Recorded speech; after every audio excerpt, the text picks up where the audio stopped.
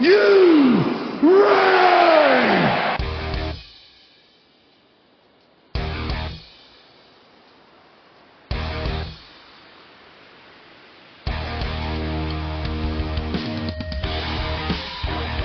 This is the D-Generation cliX podcast with your hosts.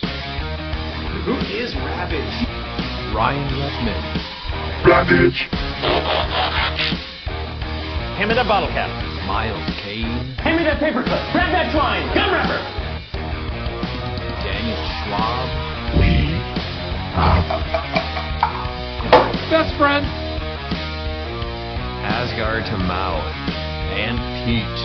'Cause I'm just me.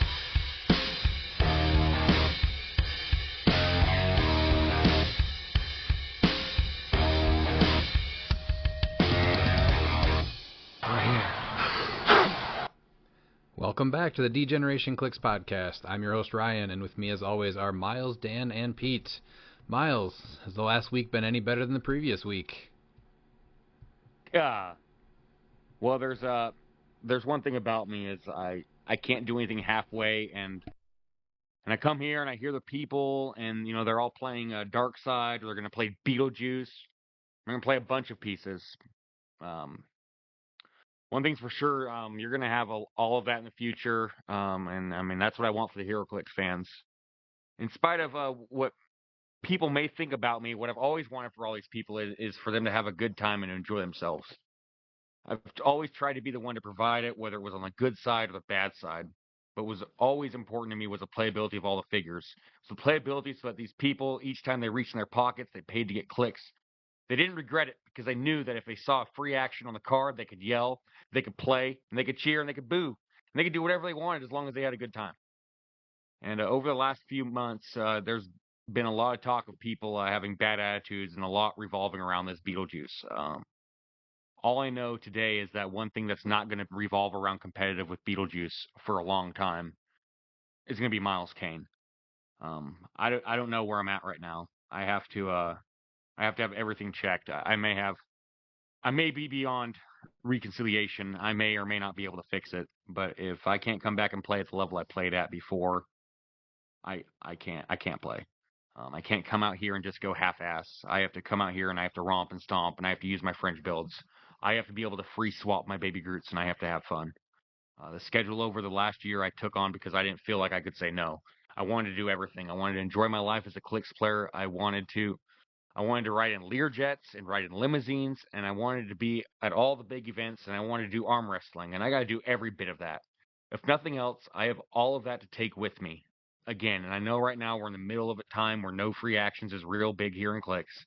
And unfortunately, all I've got right now for you is a lot of sorrow, a lot of tears, and a lot of emotion. I don't have any toughness for anybody. So I guess here you go. Here's my cliX.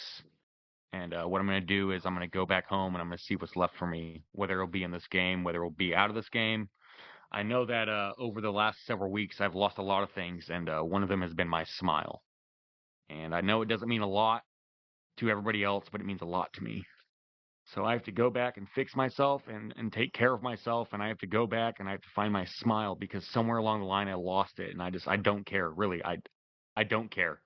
If it's unpopular, I don't care if people want to make fun of me because I'm an emotional guy. But this is all I've ever wanted to do, and over the last couple of years, I got to do it. And whether you like me or not, I just want to tell you that the last few years were the most wonderful years of my life, and if I never get to do it again, it'll be okay because I got to live a few years as being one of the best Fringe cliX players. And it was the single greatest thing I've done with any hobby. And I have you to thank, Redman, and I have everybody else here to thank. Dan, Pete, and Aaron. And it means a lot to me. And I'm going to go home now. Okay?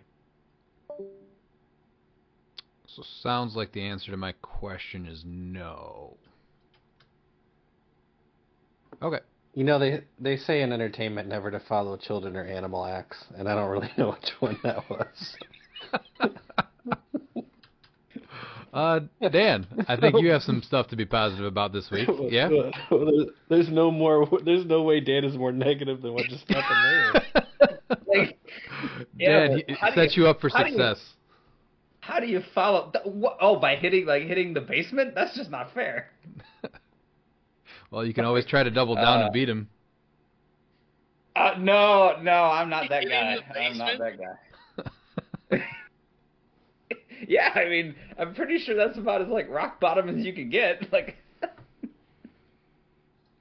Hell says hitting the basement. Gonna die on a road trip. Well, I mean, let's see. My week started off pretty good. 'Cause I got to play cliX yesterday. First time I was in Kenosha in like, what, a month? I think something like that. So that was cool. And then I get to play cliX on Saturday for the monthly. So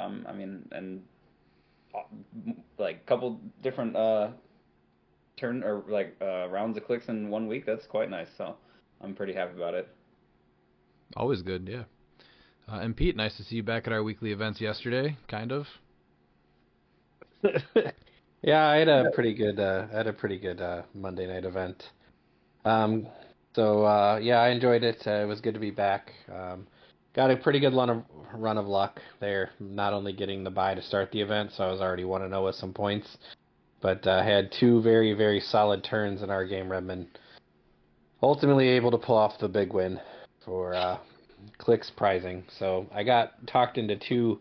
It's funny because you get the chase boosters, right? And we had 3 chase boosters, and we got talked into 2 pogs, and everybody tells me that's the best thing to pick. But it felt a little weird not taking a chase. I have to be honest with you. It feels dirty, doesn't it? Strange to me. It does. It's like, oh, cool, I won.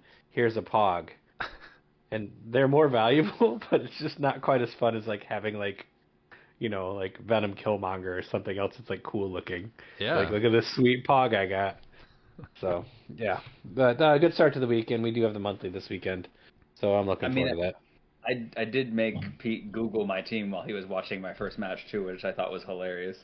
I was preparing, Daniel. I was preparing. Had to have a plan. And joining us on his nightly 7-hour drive is Aaron Morgan. Aaron, how's the road tonight? As I pull up to a massive wreck. Yay, Nashville. No, it's other than that, it looks fine. Hold on. I may have sirens in a second. But yeah, no, the week's been good. I don't have a lot of driving this week after today, thankfully, because of the holiday. Yeah, that's a whole other thing. Christine was out of town this last weekend, and I survived with the kids, so that's about all there is to say about that. So we will get into the news. We do have details for the King of New Orleans event in, and get this, it's in New Orleans. It's on Saturday, February 1st, and Sunday, February 2nd. The Saturday event it's a unique 2v2 format where it's super sealed, and then you and your teammate are playing against another team on the same map. And then Sunday is the 300 Modern. Did you want to go into any extra details on that, Aaron? Update the events, the H unit page for King of New Orleans, and I've been working on some social media stuff. Obviously, a lot of that's been shared. But as far as the 2v2 goes, I do want to point out, like, passive powers will interact with both players. So let's say you pull something with the PD or Shield or Hydra. All of those team abilities will work for both players on your team. Same will go for enhancement and empower. So anything that just kind of happens if you meet the requirement for whatever action you're taking can work off your partner's build as well. That's cool. Yeah, that sounds cool. Yeah, I want to make it as like involved with each other as we can without being like, oh, I can power action my shield person, and if you get over here, you get +1 damage. No, we're not doing that. But the +1 to range, the negative to defense if I shoot next to your PD guy or your Hydra guy. I feel like that's a nice little, like, we're not building solo teams. We're actually going to be building teams together to make sure they function as a unit as much as they can. So what about leadership? It'll add if the requirements are met, I don't hate that. What about As far TK? as like, no, Why not? no. Why not? That Come on. one feels a little bit trickier, I think. No, they're friendly. You just TK them. It's good. No. All right. What about choose a friendly character powers? I mean, they're not going to get to do anything with it if you do it. Because Beetlejuice is on the map and he's a terrible piece for the game. I mean, that too. Yeah. Thankfully, it's sealed, so Beetlejuice isn't there. Oh, that's right. So, yeah, so sealed, you get to do your free actions. It'll be a breath of fresh air down in New Orleans. Well, I might turn into a sealed guy now then. As long as you're playing, that's all that matters to me. Is there anything else you wanted to add for the events? So Crampton talked about it on Critical Clicks. We will have like a set time frame for the 2v2. I want to get us rolling like by 9:30, 10 at the latest. Just because we have to do builds and we have to get cleared up. But we have to be done by 5 p.m. After that, everyone is free to go explore New Orleans in the best way possible. And then we're going to roll over into Sunday and see who survived Saturday night and do 300 Modern. The prize list is almost finalized. We will have something unique at the event beyond the Sky Cycle Hawkeye. I just got to wait on one confirmation before we can discuss it. It will be previewed by someone, either the King of New Orleans page itself or a podcast group. I don't know what WizKids wants to do with that as of yet, but I did pitch some ideas for that. Very cool. So there's a breaking news just for this podcast. We officially have something that's not been seen before at New Orleans. Yeah, that'll be awesome. Did you guys work out any like hotel blocks or anything? I don't think that was mentioned. We're still really new. I can see if Crampton can pull something with that, but I think I'm just gonna make some posts and just like share the hotel information around where the store is. Okay. And kind of leave it up to everybody. I think that is like a goal for me in the future is to be able to do that. I just don't know if we have enough time or guaranteed seats yet. Okay. We also will know the sealed product for the 2v2 event very soon. It could either be something really cool or it could just be something we've already played with. Either way, it's going to be fine. But I'm fingers crossed for the something cool. Yeah, I'll cross my fingers for something cool as well. I mean, I don't want to like get everybody's hopes up, but if we get it, it'll be dope. Awesome. All right. I think I'll be going down there, and Dan, you're planning on going down? Yes, sir. All right. So at least the two of us will be there for sure. And then we also did get the schedule for Adepticon in March. It's right in our backyard in Milwaukee, Wisconsin. It's running Wednesday the 26th to Sunday, March the 30th.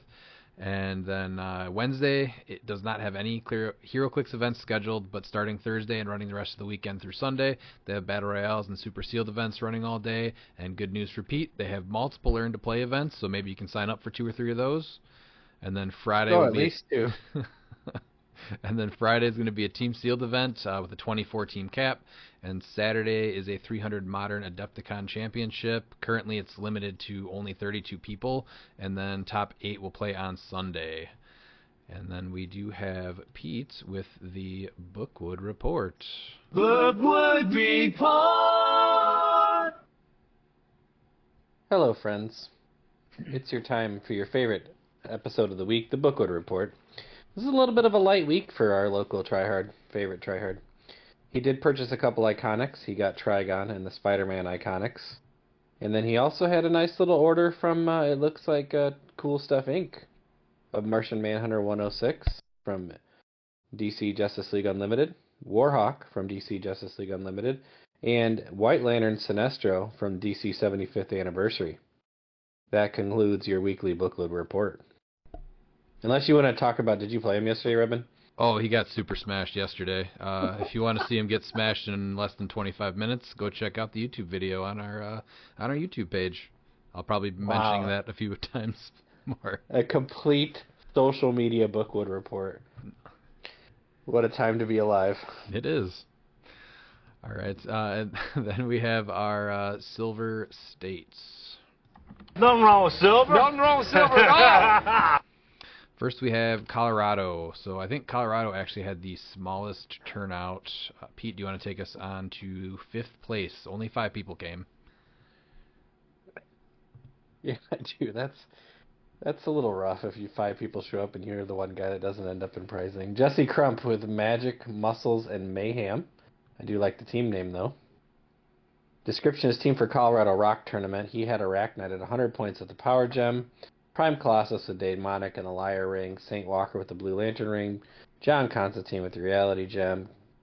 Pegcap with Bucky's Arm. And Felix Faust with the Spin Ring. Sideline was Beetlejuice. Black Manta, Brainiac, Firestorm, Gorilla Grodd, Lex Luthor, Samurai, and Scrappy Doo. And he did play the Heart-Shaped Herb and the Heart-Shaped Bush, so plenty of healing. And the Lava Pool, which is one of my personal favorite things. So that was Mr. 5th place in Colorado. Lots of good stuff there. It's just, I guess, when you have only 5 people, there's only so many places to fall in. Yep. We have 4th place with real name Invictus Inferno.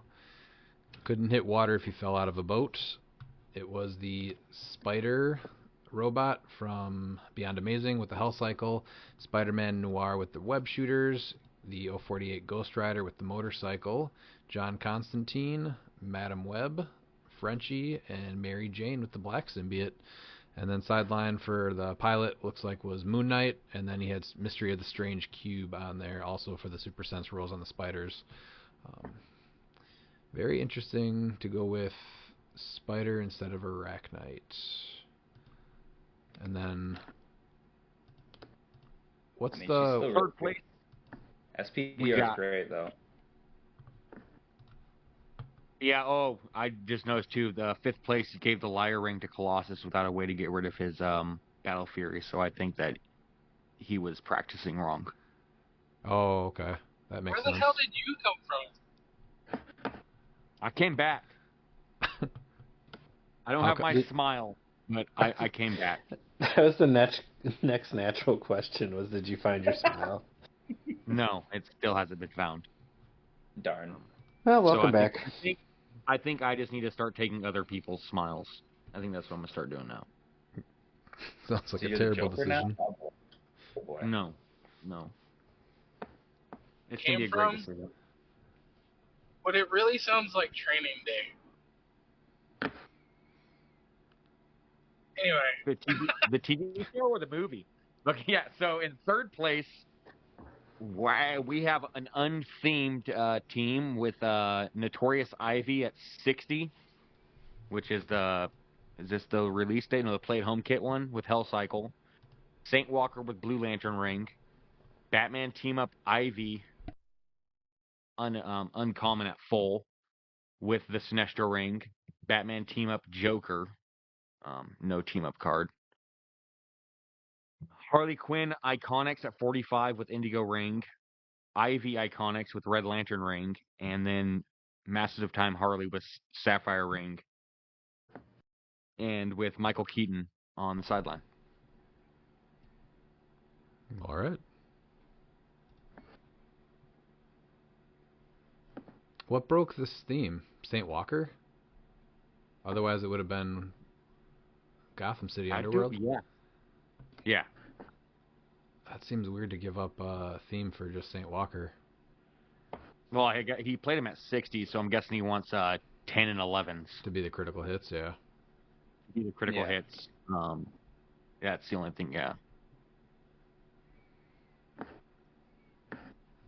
All right, But, I mean, so far, these 3 builds, definitely tell like this local is just like guys that just want to play fun stuff. So I mean, Yeah, that's I like pretty to see cool. that. Yeah, different stuff.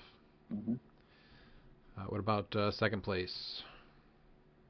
So we have John Nazario with an unnamed team. So we have Starro at 100 with Conchu. So this is the OG Starro. Then we have Colossus with Captain Carter Shield. We have DJ Doom without the platform. I'm assuming the platform because he gets it for free. Yeah, Butterfly. he's first the game, so yeah, you don't need to put it Yeah. on your sheet. Oh, I usually still attach it just so it shows that it's there, I guess. Jennifer Kale with the Remaker ring, and then Blackshirt Porter with the Darkhold, and sideline was Bizarro, Green Arrow, Legacy Cosmo, Robo Doom, Khonshu, Mern, Sky Tyrant, the Skull again from EarthX, and then Death Metal Wonder Woman. And I was confused because the icon for the team is what's it called? Solaris. So I was all excited, and then it's like no Solaris. Yeah, same. Yeah, neat ruler team though with Starro at 100 points. And then coming in first is Matty G. So in a 5-person event, surely Matty G played something fun and unique as well, right, Pete? Yeah, well, he played Triple Queens for a Triple Crown. Beetlejuice for Miles. Thanks, Emily and Rob. Pilot mode engaged. You did get a little shout out there, Miles Kane. Prime Colossus with Captain Carter's Shield, Butterfly, Saturnine with the Mind Gem, Saturnine with the Time Gem, Saturnine with the Spectral and the Lyre Ring, Jennifer Kale, Scott Porter with Spin and Zero, Colossal Groot, Starro, and the WWE ring. That's in Beetlejuice on the sidelines with some swaps for the Butterfly. I think that's Yeah, you see all those arrows? Yeah, That's a huge I gap. think that's all of them. I think this is only the second time I think we saw the WWE ring make a top 8 build, right? Yeah, or third. It's been very infrequent. He did have a loss though somewhere. He went. Oh, he yeah, he went was 3-1. What Yeah, See so who he I'm lost assuming- to. what round did he lose? Second, third. Looks like he lost to Oh, a it was double loss. Yeah, it was a double loss against the second place team. Yep. Interesting. I don't know. He won 15-0, 400-0, double loss, and then he only won 45-0. So it looks like based off these scores that Matty G just doesn't like playing. Yeah, because that's not a lot of points. No. Overall, I think One that's pretty game, low. One game where he scored 400, the rest were under 50 points. Wow, 4 rounds in a 400-point game. He he won his third state, so congrats. It's a pretty successful silver season there. I'm not going to let him get off easy on this. Come on now. This is clearly a states where these are 4, it looks like great gentlemen that goes, yes, it's only going to be us. And then you got Matty G coming in his Learjet from Texas, and after his several wins already, he's probably got his coat made of baby seals, since he likes playing Beetlejuice.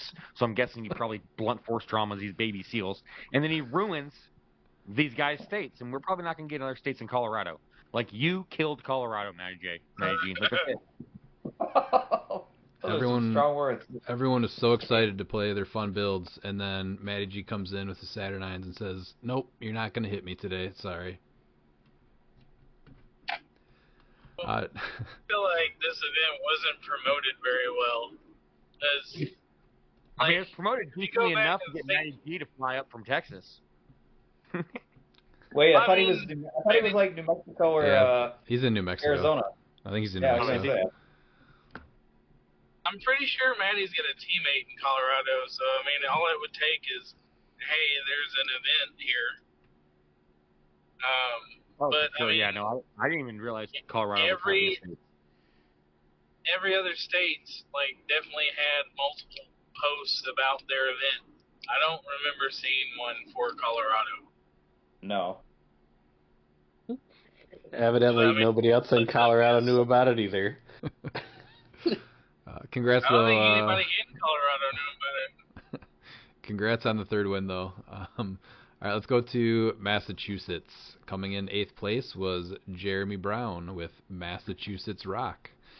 Ruler theme, it was very cool. So it's the new Legacy Odin with the Spin and Remaker rings, the Shredder clone with Ocean Resurrection and a motorcycle, Kazar with the Emotional Modifier, Saturnine with the Reality Gem, and the Legacy Chair Black Panther with Bucky's arm. And then Absorbing Man on the sideline, the Prime. This one is pretty cool. Then Ocean Resurrection, that's where you bring in Shark Shredder, right? Yep, and he can heal. Yeah. Yeah, that's very cool. This Odin is I don't know, was sneaky good. I think he's going to see. Been in 2 finals. Yeah, he's going to be, I think, seeing more play than the than the Chase. I will say it's not sneaky. If we said it was good here, because I know we talked about that. Yeah, I don't know. Literally was like, sneaky is the right word. I literally said this piece is amazing. But no, so you look at his dial or his card, and unfortunately, he's not going to be making any waves in Modern. No, but Silver is amazing for him. Well, he has free, and so what makes him great is useless. That's very true. So somebody takes this 150-point piece, brings them to a Modern event to have fun, play the game, and Miles, did they get to play the game? No, but luckily though, I mean, the guy that just came in to learn the game, he can now play the game, so that's good. That's good. But yeah, no. But what about the guy that brought this Odin to play in a fun event? Maybe he drove like an hour. Yeah, but I guess that's his fault for not wanting to win. He just wanted to actually play the game. That's true. That's too bad. All right, let's go on to 7th place. All right, in 7th place, we have Larry Dunn with Rockma. Yes, that's what it is. Hadari Yao with Scarface, one of the best equipment ever. I actually love that idea. So dumb.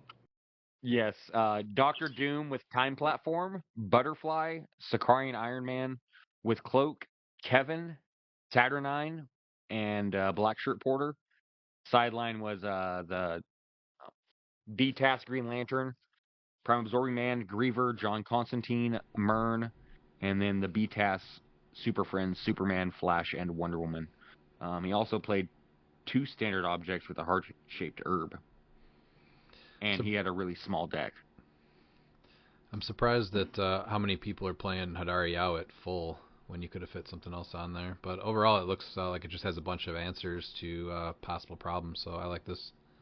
So I know you say like Odin isn't good, but he literally says Hadari Yao can't do her thing. So no, I guess he's definitely. Oh, you mean the? You get Earthbound. She has no improved targeting, no flight. She's just like, how are you doing that, Dan? Dan, how are you going to do that? Well, this team doesn't have the juice on it, so I'm just going to say, hey, you're not worthy. No, you're not worthy. It's because Beetlejuice is not as readily available. So, there's that.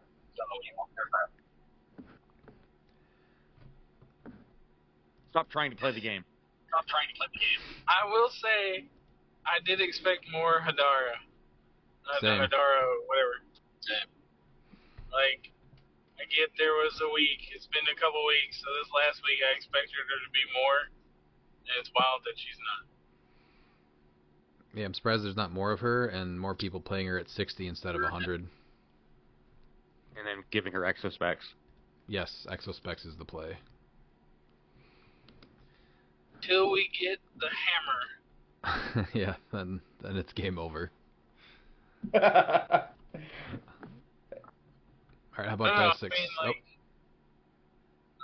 sorry. The universal weapon is way better once it actually is legal. Oh yeah, no one's playing Exospecs anymore. Yeah.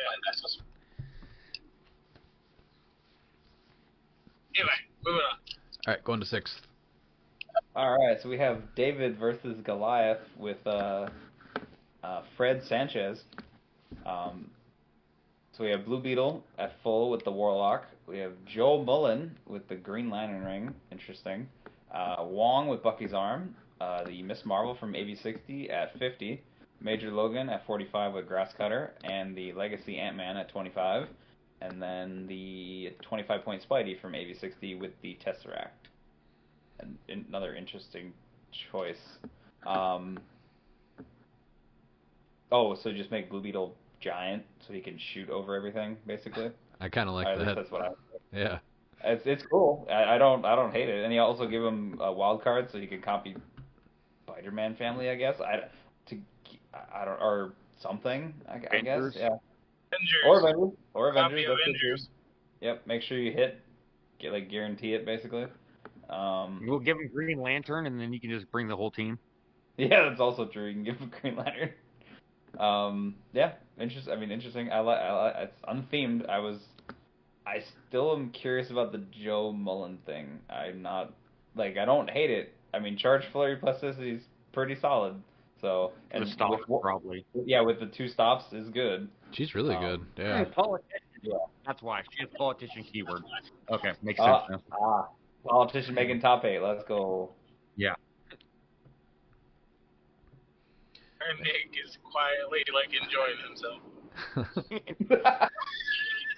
Now, Major Logan does affect Blue Beetle, right? I don't think he does, right? Because Blue Beetle's actually looking for a specific die result on the card. It's looking for a range, so I think it does work, is what it was explained to me. It's not like where it says you succeed on a 6 with super senses. It's looking for a range. I just know that it can't be re-rolled or replaced. I guess Major Logan can modify it, yeah. Yeah. So I think that if he rolls a 4, he should still be able to remove the hit character from the game, I believe. I just don't know because it actually has die on the card. It has 1 through 4 on the card and 5 and 6 on the card. So It's something where if it's looking for a range, then it's fine, and if it's looking for a specific result, then it's not. So the way it was explained to me was that if it's like the Spider-Man team ability, where they only have the Spider-Man team ability, so you succeed on a 6, then you could not roll a 5 and succeed. But if it's looking for ranges, like 1 through 4, 5 through 6, then it would affect it. Because that came into play against my my Legacy Daredevil. Yeah. Where it affected the Legacy Daredevil, where if I rolled a 2, it lowered my result to a 1 also, and you wouldn't get immune. Or it. I gotcha. Okay. Yeah, it would lower my 2 to a 1, and then it would count as a 1. So he should work with that.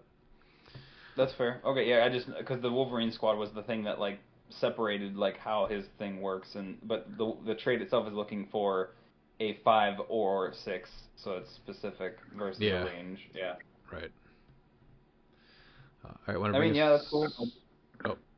You want to bring us to 5, Pete? David Traverso with Colossal Headache. Colossus, Prime Colossus, Captain Carter's Shield. Venom Killmonger with the Trick Arrows, Demon in Armor with the Darkhold, Saki with the Cloak, Sky Tyrant with the Power Gem, Felix Faust with the Reality Gem, Black Shirt Porter with Captain America's Shield, and then Poseidon, Scrappy-Doo, War Machine. This was unthemed. Super aggressive. I like it. Just good stuff. Jaka. Venom Killmonger. Yeah. Nah, it's Jaka. I'm glad to see him make a team. He's only at 60, though. What's that, Dan? He's only at 60, though. I like him at 125 way better. Yeah, I do too. But I think I'm just put. What's up? I like him at either point value, but I think I want to play him at 125. If he had the Cosmic Team ability or Cosmic Energy, I think that would make him super playable. Well, the thing is with Shuri, you can give him a free vibranium armor or whatever, so that way he is able to heal back to Click 2 without KOing or giving him points. Oh, that's true. Yeah, but I do like just giving him some kind of equipment. Better equipment. Yeah. Yeah, I think stacking him with something. You give him equipment like that, and then you can cheat on another equipment, have him drop that one. It's probably a lot of points for that, but. Maybe. No, I get it. Oh, never mind. You can't. It's a free. My bad. What am I thinking? Not allowed. You just can't have fun, Miles. I know. I want a baby Groot swap. All right, that was 5th place, right? Yeah. All right, 4th is Jonathan Hood with Secret Scientist. It's a scientist theme with Arachnite at 100 with Colony, Swamp Thing with the Power Gem, the non-prime, Man Thing from Next Phase, the 053A, Sicarian Iron Man with the Cloak, Perdegaton, and then the black shirt Scott Porter with the Avatar of Khonshu on him. And then sideline has Ares, Beetlejuice, and Zeus. I like Beetlejuice on the sideline for this team because it means that you can't play your own team. So hopefully he brought it Yeah, in. pretty much. Probably, I would assume, only doing it as a counter to somebody else that brought it in. But I love the fact that Arachnite at 100 points made a scientist theme with Swamp Thing and Sicarian. Feels like Miles, I could see you playing this team, to be honest. Like, it's not very far removed from your scientist team, to be fair. Yeah, this is definitely something I would play if I didn't sell my Arachnite, for sure. Well, I got one you can borrow anytime. We have 2. Okay, this isn't a competition. Like, I know you like to flex, but, like, I don't care. I just can't wait for Arachnite to be put on the restricted list. Because, I mean, he's starting to really show up in these fringe builds, and that if somebody, actually attempted to, they could probably make him broken. Disagree. He's fine. We're going to leave him alone and move on to 3rd place. All right, and in 3rd place, we have Ed Arnold Berkovitz with IAB Net Deck Combo. Unthemed, Prime Colossus with Carter Shield, Butterfly, Sicarian Iron Man with Cloak of Levitation, The Skull with Trick Arrow, Saturnine with Darkhold, Jennifer Kale with Zero and Spin, The Watcher, Super Rare with Tararet, Starro Legacy, Aunt May, and Proteus. And then his sideline is Michael Keaton, Black Vulcan, Elsa Bloodstone, Griever, Mern, Scrappy Doo, Starro for him to cheat in with Watcher, Tararet, and then he's adding more cards to his tarot deck for Saturday. I mean, that's a huge, huge deck. I'm surprised the Skull's not catching on more, honestly. Yeah, he's been. Yeah. I like that I at least like that he's main forcing him. The Trick Arrows is just nasty. Like, that's. Well, I believe. Isaac was the first person I believe that main forced the Skull, and then obviously this is the AB net decking, so Ed being Isaac's dad makes 100% sense. It does. Yeah, people have to do with that. Okay. Yeah, there's just a lot of things going on this team. Like, I mean, I don't hate it. It's just a lot of stuff. I like he's able to play. Cool thing Mern is you're able to do with Skull. He's able to mind control through everything. Once you bring in Mern, you can choose running shot and mind control with Sicarian Iron Man. So it's just a straight mind control team with options in case they get close. I like the fact that Jennifer Kale was able to be played without Man Thing. Mm-hmm. I don't know. I still like the combo too much to not like. You can still make it work, but I still like the combo with him. It's just so consistent. Oh yeah, it's risky now. All right, how about 2nd place? Let's see. So 2nd place is Jobin. So we have the line 'em up like dominoes. So we have Cosmic Theme. So it's all right. Chase Saturnine at 150 with Cloak of Levitation. Prime Domino with Trick Arrows. Butterfly, Watcher with Avatar of Khonshu. This is the spin dial one from the was that like the not the play at home kit? Was that the starter? Like the game or what? Yeah, starter.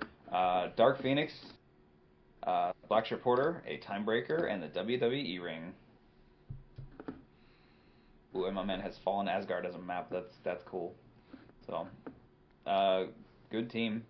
I still people playing Sicarian on the sideline just throw me off because like you get him in. I guess you can play. He is playing 2 standard objects, so you can still get Sicarian's bonuses. It's just funky to see him on the sideline as a butterfly swap to me. And he's got a Pete Trelane on the sideline for you. There you go. I think it's awesome that the Chase Saturnine made the build, and then that Prime Domino too. Oh, Chase Saturnine is so good. She's amazing. And Dark Phoenix just does not show up enough. Yeah, Bird Mama not being on more builds is like, wait, what? All right, Pete. What took the day? Konstantin Savitsky, he's on the move all the way to first place. Magic Treehouse, Master Librarians, the Michael D build.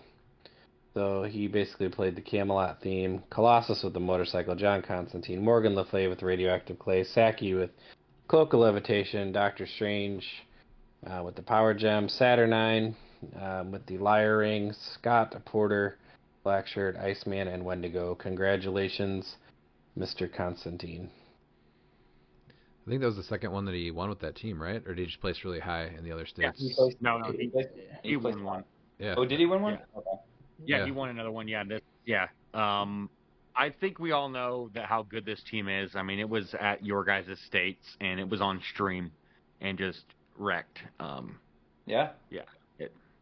I mean, we talked about the team up card, and I like that it's really fleshed out in silver. Like, that's awesome to see this. So. Yeah. Silver it becomes insane. I don't think it seems like people are still sleeping on it because I think Constantine's the only other person to play it. Really, I might have missed one other person besides Michael. Yeah. Michael did it first, so he showed the potential, and then Constantine's been riding that wave of success to get him some states maps. All right, and then we'll move on to Virginia. So Virginia had 24 players. Coming in 8th place was Rick Hurd with Death and Decimation. It was Darkside with the Silver Surfboard.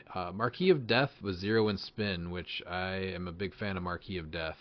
And then Brainiac and Reality Gem. So this is not what I thought it was I going to be. thought it was for a second, but I applaud you for not going in on the terrible Darkside build. So this is. I mean, he's still got a 10 range sees through everything barrier piece on his team. He doesn't see through everything; it's just through characters. That's still pretty good, right? Because you can just drop the barrier behind the whole team or in front of the whole team. That's pretty good. It's so far not even close to just burying and causing 8 to 16 unavoidable damage. This is fine. I mean, that's likely what he's doing. Yeah, that's what I was saying. He can How just much? shoot the barrier 10 squares out. You think? I mean, he can power action barrier, right? Yeah. With a sidestep. Yeah. There's no he's got 10 range. He can't. He's got Broxton. If he wins map, he's got Broxton, Oklahoma, which is a giant open map. Glen Grove Cemetery is the same thing, and Icy Lake is right about the same thing too. Yeah, spin ring gets him all the way up. He's got a Silver Surfboard, so he's got 12 hypersonic with a sidestep. Yeah. And then Marquis of Death is going to spin him up a square, himself up a square. And you got reality on square 4 with barrier. And you got reality on Brainiac for TK too. I mean, I am happy seeing Marquis of Death. That's a very cool piece. Oh, absolutely. Mm-hmm. I like this a lot better than the Kazar build. Is a ton of damaging, but it's not the optimized one. It's a little bit different by using the Marquis of Death. But I mean, I like it. It's interesting. All right, let's go to 7th. And 7th. 7th we have a Wesley that actually made cut. Wesley Thomas with ROC Virginia. Yeah, okay. He had ruler theme. Missing 10 points somewhere, so that's interesting. Colossus Prime with Carter Shield, Blackheart, Rise and Fall with Pumpkin Bombs, Butterfly, Spider Fair with Darkhold. Oh, there's your spider figure right there. Genesis with Sword Bearer, Jennifer Kale, and Black Shirt Porter with Michael Keaton, Deadpool from Empire, Green Arrow, Chase, Harry Leland, John Constantine, Sky Tyrant, Death Metal, Wonder Woman, and Sinestro Core Ring on sideline. I'm guessing someone was supposed to have Sinestro Core Ring. Oh yeah, that added to the sideline instead. Probably Porter. Yeah. Maybe not. Yeah. Jennifer Kale. Probably the only options. Yeah. Wait, what was the question? Sinestro Core Ring. Oh. And I would 10 points shy. He's got 10 more points, so. I don't know. Because it's only going to be what? Yeah, Kale or Porter. Mm-hmm. It'd probably be Kale. Black Shirt Porter already has Perplex, and you can't choose the keyword, or else Yeah. you lose theme. Oh yeah, so it was on Kale then for sure. I feel like Blackheart dropped off again, didn't he? The last couple weeks. Yeah, outside of the East Coast, yeah. Yeah. What number are we going to now? 6th place? 6th, yep. That is Mr. Rich Troshak, right? So we got Tricks and Trials. Oh, okay. We have the Elseworlds Green Arrow. So the one that's he hits you and you don't get defense powers with the Trick Arrow. Yeah. And then we have Prime Black Leopard. We have the Invisible Woman. The 50-point one from the starter from Avengers Empire with Captain Carter's shield, so you can bury her and then get her defense buff. Mern with the spin ring. Captain Britain at 40. I like it. With the Super Soldier Serum, that's pretty cool. So you can take tokens off of people within range because her willpower is already 4 through 6. Chip with the broadsword. Jennifer Kale, the Legacy Ant-Man. Oh, look at that, Miles the Jack Pog, and a Crimson Pog. And then looks like someone couldn't afford the $150 for Weasel, so kudos for using Jack. Jack is still good. Yeah, oh, absolutely is, yeah. I like it. You make Green Arrow Colossal or Black Leopard Colossal, so then your arrow's just like, all right, I'm a 12 on your 17. Actually, a 13. I'm sorry. Pretty great. Yeah, and then it's very easy to take his tokens off because you can give him Making Giant with Ant-Man, or you get a 3 through 6 willpower with The giant thing doesn't work with Ant-Man, right? Because he won't get it until the end of you got it to where until the end of your next turn. Well, that's actually great. Okay, all right. Yes, I had to tell a lot of people that when I had him at playing him at the Rock Cup. Yeah, that's pretty good. I definitely like seeing that Captain Britain also in the Super Soldier Serum is a cool play. The Black Leopard hurt me a little bit this week, so I'm not a big fan of his today. But he's a great piece. What's that? Does he let you play the game? He does. He does let you play the game, which is nice. Okay, I like him then. I got nothing, no complaints. It looks like Untheme is taking off again. Go ahead with 5th place. Yeah. Brian Perez, Rock State 1.2, implying there's a 1.1 ruler theme. Maybe 1.0 also, I don't know. Starro, non-legacy. Classic Starro. Colossus, Prime Colossus of the Avatar Khonshu. Dr. Doom with the Time Platform. King Jefferson with Captain Carter's Shield. Jennifer Kale with the Remaker Ring. And Black Shirt Porter with the Liar Ring. On the sideline, Dr. Thing and Lord Doom. Nice fun team. King Jefferson making a comeback. Does he have defend? Oh yeah, he does. King 19. Jefferson? Yeah, he does.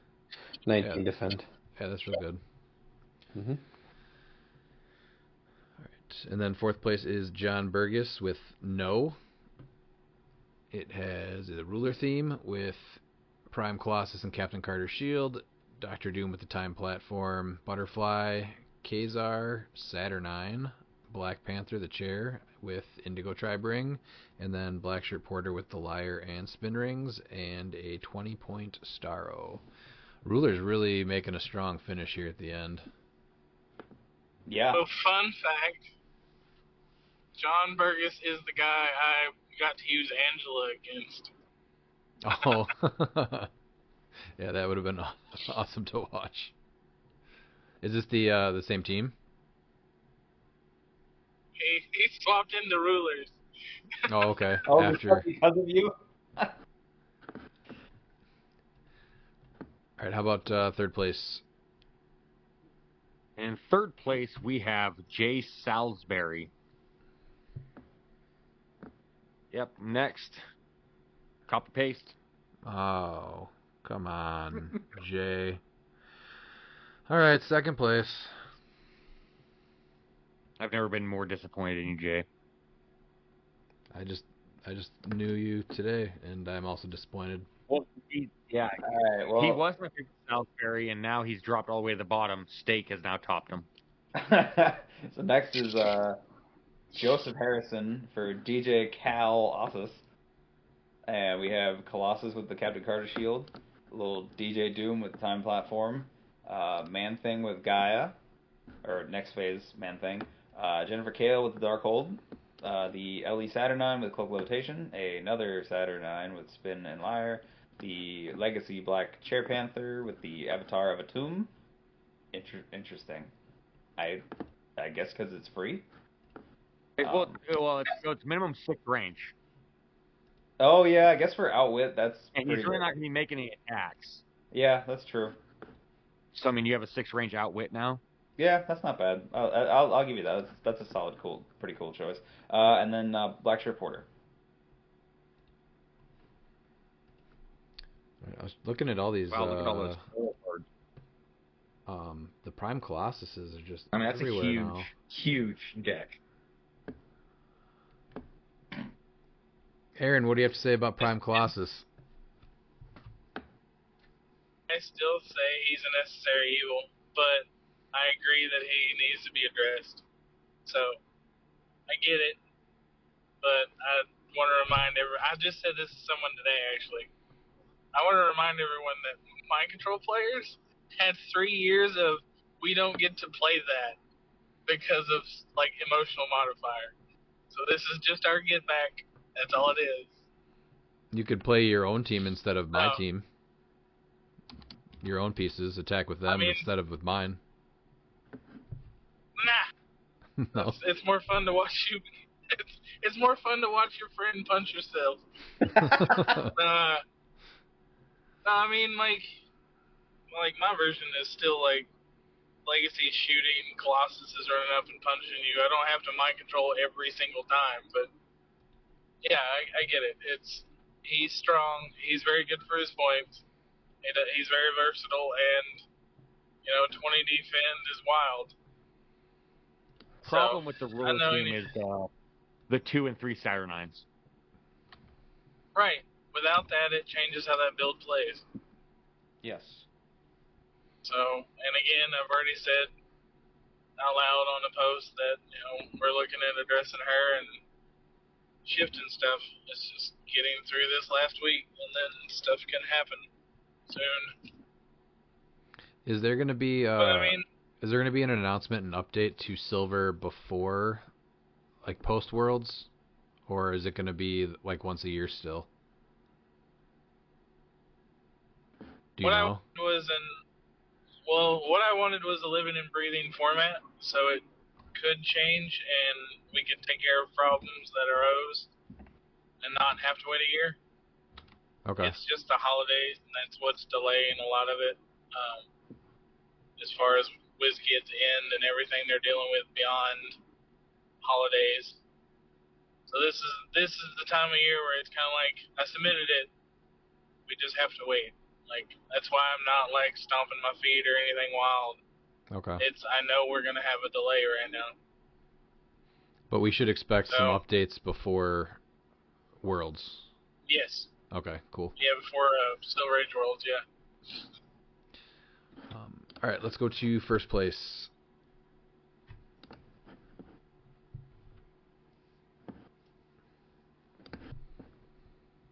Anton Winder with Fish and Chips beat.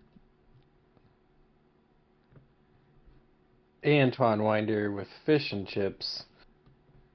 Ruler theme, Prime Colossus, Captain Carter Shield, Butterfly, Saturnine with the Indigo Tribe Ring, another Saturnine with Cloak of Levitation, Venom Magneto with the Dark Hole, Jennifer Keel, Remaker and Spin, Black Shirt Porter with the Liar, Zero, Groot, Starro, and Weasel Pog.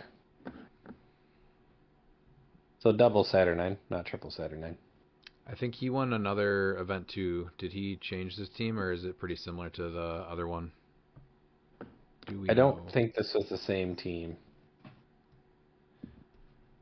No, because he had the team name of similar to the Agatha show. Down the Witches down the road or something? Yeah, something like that, yeah. I don't think it was the same thing. We'd have to go look and find it, but let me see if I can quick find that. But yeah, congrats to Ant for taking Virginia. It was a 24-person event. And then 15 people at West Virginia. Taking 8th place is Rob B. with party of 4. It is Party Thor from Disney Plus, the 030 with Super Soldier Serum. Another Party Thor with Avatar of Gaia. Another Party Thor. A 4th Party Thor. Bizzer Mikatakalak. Is that right? And then Ultra Chase Kevin and 3 Saturnines and a 10-point Baby Groot Pog. That is a pretty wild team. So, handing out Guardian team ability, Beezer Mitakalak, he's protecting everybody from Pulse Wave. That are adjacent or have the Guardians TA. So that's the thing here. And then stopping from getting the getting hit, and then protected Pulse Wave, and then just Pulse Waving the team over and over again. So I mean, I have to be honest with you, I kind of love it. Yeah, pretty offensive and pretty defensive too. Yeah, I think there's been worse ideas that I've seen this year. So my own personal ones included. All right, how about 7th? 7th is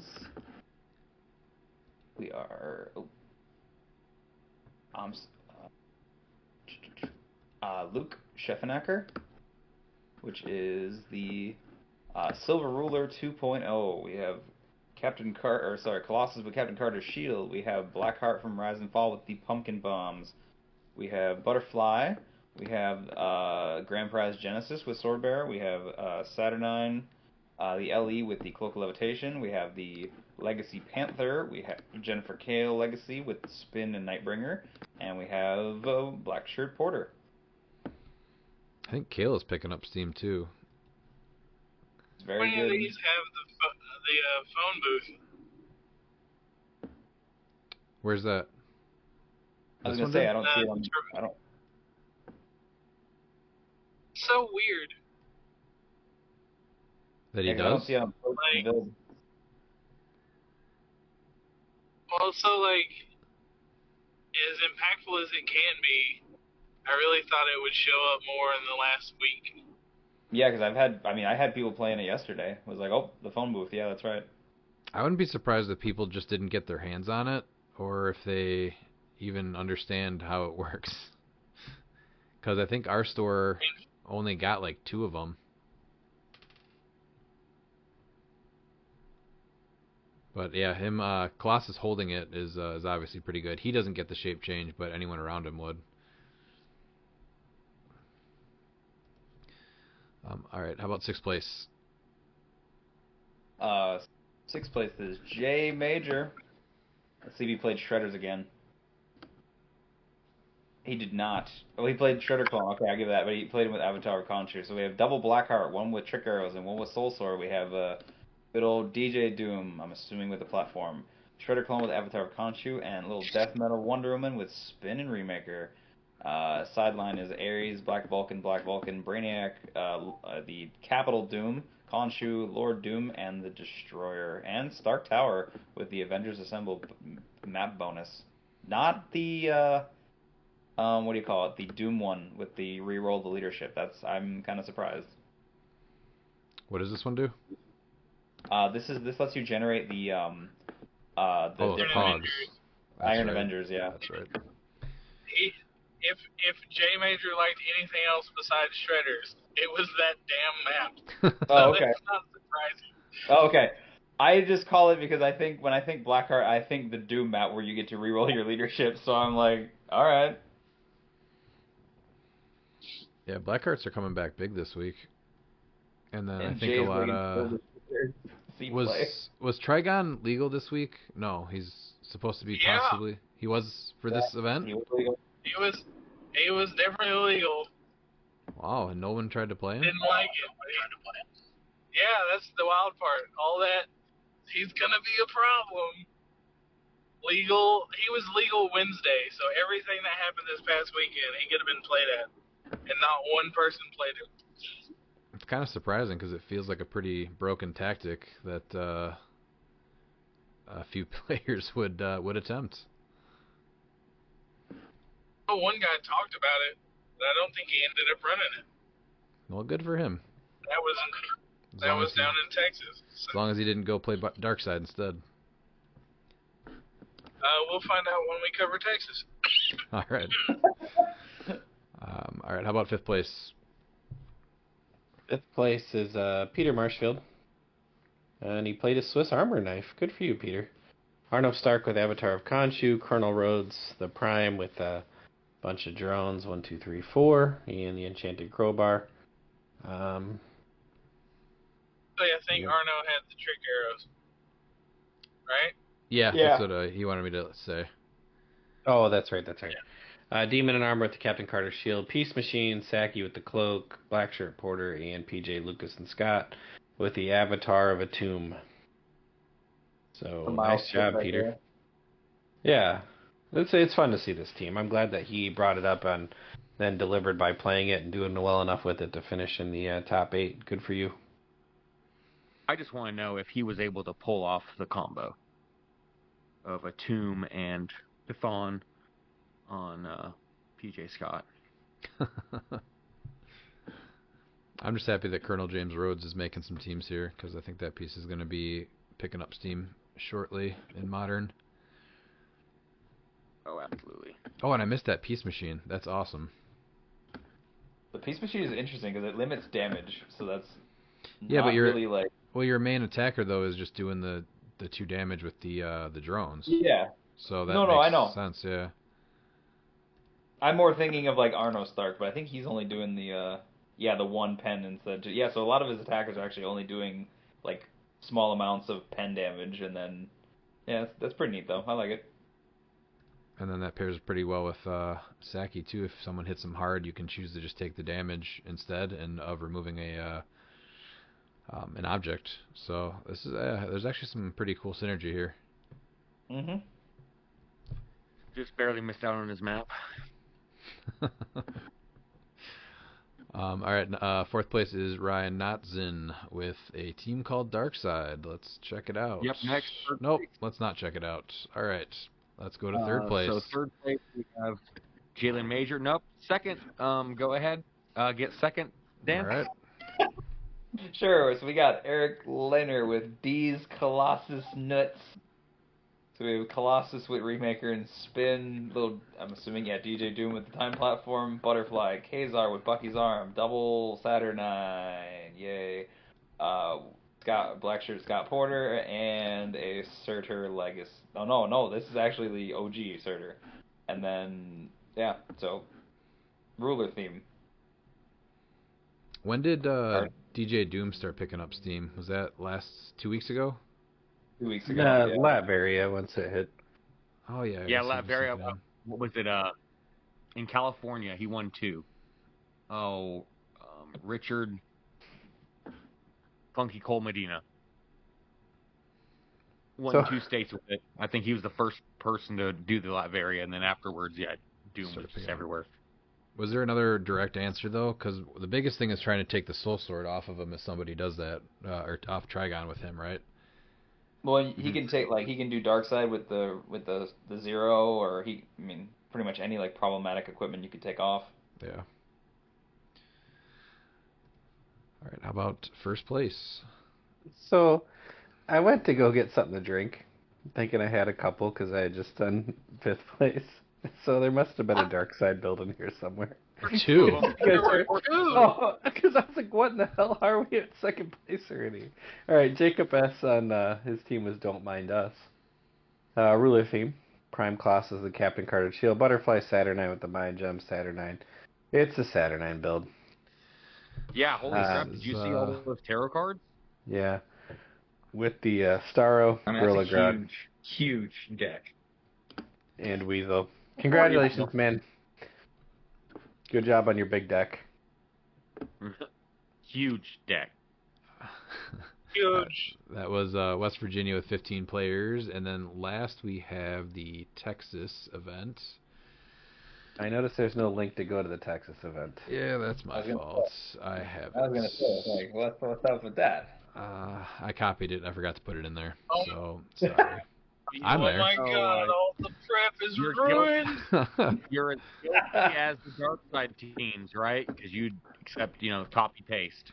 All right, I did tell Be Scott easy. Johnson that we'd go over his team. So he has all silver but the sideline. He has the this Future Foundation Human Torch with Stormbreaker, the one that gives We said we made modify. top 16. We cover them. I know, but we're covering the top 16 anyway. So Absolutely, yeah. Franklin Von Doom from the Fantastic Four, the Chase with the Power Gem. Franklin Richards, the one from Fantastic Four with the avatar of and then Black Leopard with the avatar of Atum. Nice. The sweater thing with Captain Carter's shield, Lockjaw, Legacy Lockjaw, and then Leech with the Angler. So I forgot what he said. The Human Torch with the +2 range on the Pulse Wave I thought was pretty neat because he'd be getting a 6 range that doesn't give. What is it? It's protected friendly, right? Yeah, friendly characters have protected Pulse Wave, and then it also has knockback. Yeah, it's got knockback Pulse Wave. Yeah. Yeah. He's really underrated. He's a little fragile, but he's good. And then Franklin Von Doom going to. They would lose their power still, even though they get protected Pulse Wave. It's not how White Shirt Porter's read. It says they specifically have protected. He's only doing 1 damage, so yeah, it's all right. Yeah, if he was doing more damage than 1, like if he rolled a crit hit, then people would be taken unless they had a reducer to do 2. Yeah. Wait, the friendly characters? Wait, no, it's capital. It's capital protected Pulse Wave. Yeah. It's safeguard. Okay, so we get safeguard. Okay. Yeah. Never mind. Yeah. Then the Franklin Von Doom, you hit him to his first stop click. He's a 14 for 7, which is not bad with a 9 range. I love that with Torch. Torch is like, here, Franklin, help me out, and then Franklin's like, all right, I'm gonna turn into Galactus. Yeah, so there's quite a few cool things on this build. So I did want to go over it too. A little bit different and has some sneaky tricks. Then that'll bring us to 16th place, though, was Charles Garst with United States of Darkseid. I mean, you put Venom Magneto on, so that's cool, I guess, with Felix Faust. Where's the 0 ring? It's on Faust. All right, going to 15th. Vincent Nguyen with Silver Cosmic Doom R3. Prime Sentry at full with Reality Gem. Doom the Annihilating Conqueror, Latveria theme. Major Logan, Venom Thanos at 50 with the Spin Ring. Captain Marvel Gala with the Motorcycle. That's a great combo. That is. And then White Shirt Porter with the Sinestro Corps ring. And his Doom swaps are Doom, Doctor Doom, which is a platform Doom, Doctor Thing, Lord Doom, and Valeria Doom with Black Vulcan, Green Arrow, and the best Super Friends, Apache Chief, a Nukchuk. And he's also playing the Latveria Village map bonus for free too. I mean, you have to. Like if you're playing Latveria theme, like it's 0 points. Play it on there. I like it for Sentry because his biggest thing is that top dial imperv, and being able to have him save himself with a villager is pretty good. Yeah. I also just want to see. What was that? Said it and on point for the void. Yeah, exactly. I also just want to see him yeet a figure. Like I love playing this figure just because I want to get off the. I'm gonna yeet you across the map. I played him a few times and never have. Oh, it's so satisfying when you do it. You just start giggling. Yeah, I know exactly. It's amazing. Like, even if it's not strategically good, you still have to do it. Exactly. Like you're just like, well, I'm never gonna get a chance to do this ever again, so you get to go somewhere else. Yeah, very cool to see him make an event with the Prime Sentry. I think we've seen maybe 2 people play the Prime Sentry. Maybe. I think that sounds right. Yeah, I think there was a Monster team with it too. Yeah, that's what I like about Silver right there. All right, how about 14th place? Mr. Chris Free with Silver Age States. Iron Hammer with the Soul Gem. Solid choice. The Avengers Empire Chase Beast with Captain Carter's shield. A little Black Leopard with Avatar of Khonshu. I mean, that's another good way to give him stealth. I like it. Pegasus Captain with Skybreaker. We have, another Pegasus Captain America with Bucky's arm. The Legacy Ant-Man, and then the 25-point Spidey that gives you Wild Card with the Cloak of Levitation. I'm surprised we didn't see more Iron Hammers, especially at full points, but any team that he makes, I'm happy.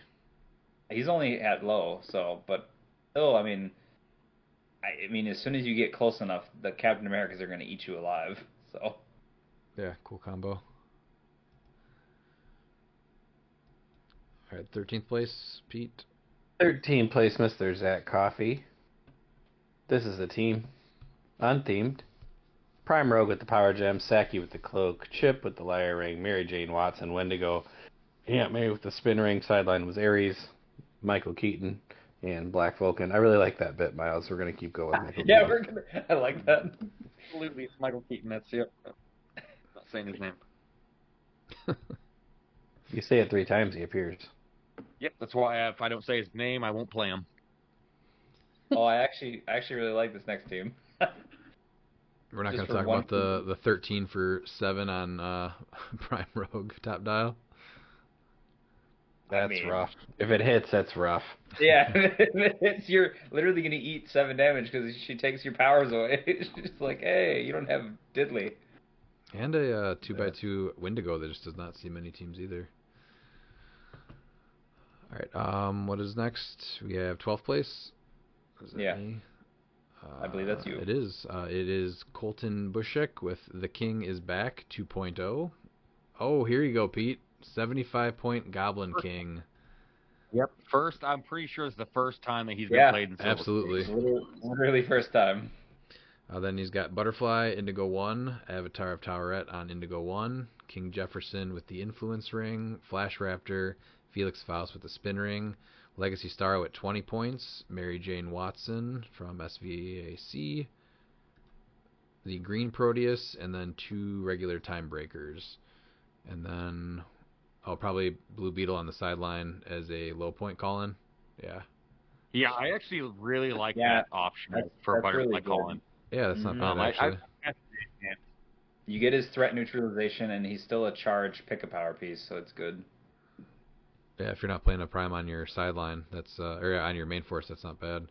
I'm very happy to see Goblin King make a team, though.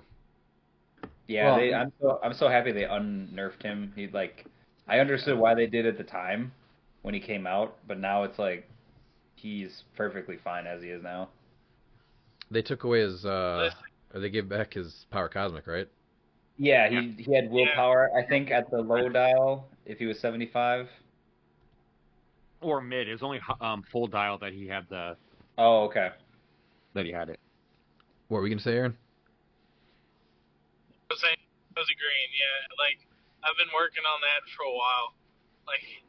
Why did you take it away? That was the one thing that didn't make sense. Oh yeah, awesome. Yeah, when that was announced, that was a win for him for sure. All right, how about 11th place? And in 11th, we have Josh Summer with She Gonna Make You Remember Him. Not sure who him is, but it's Prime Rogue with Skybreaker at 250. Gala Emma Frost, I believe this is the new one. No, obviously it's the old one. Because, Ducky Deadpool, Professor X, and Scott Porter with 0. Professor X I love to see because you can swap him into Ant-Man, who's on the sideline. Because of Illuminati, yeah. Yeah. Which is weird because this Ant-Man did not have Illuminati. The Ant-Man that did was Eric O'Grady. So, yeah. Ares. Him was never interesting. No. So that's he was tied with it, but he never really was part of it, and he was as Yellow Jacket.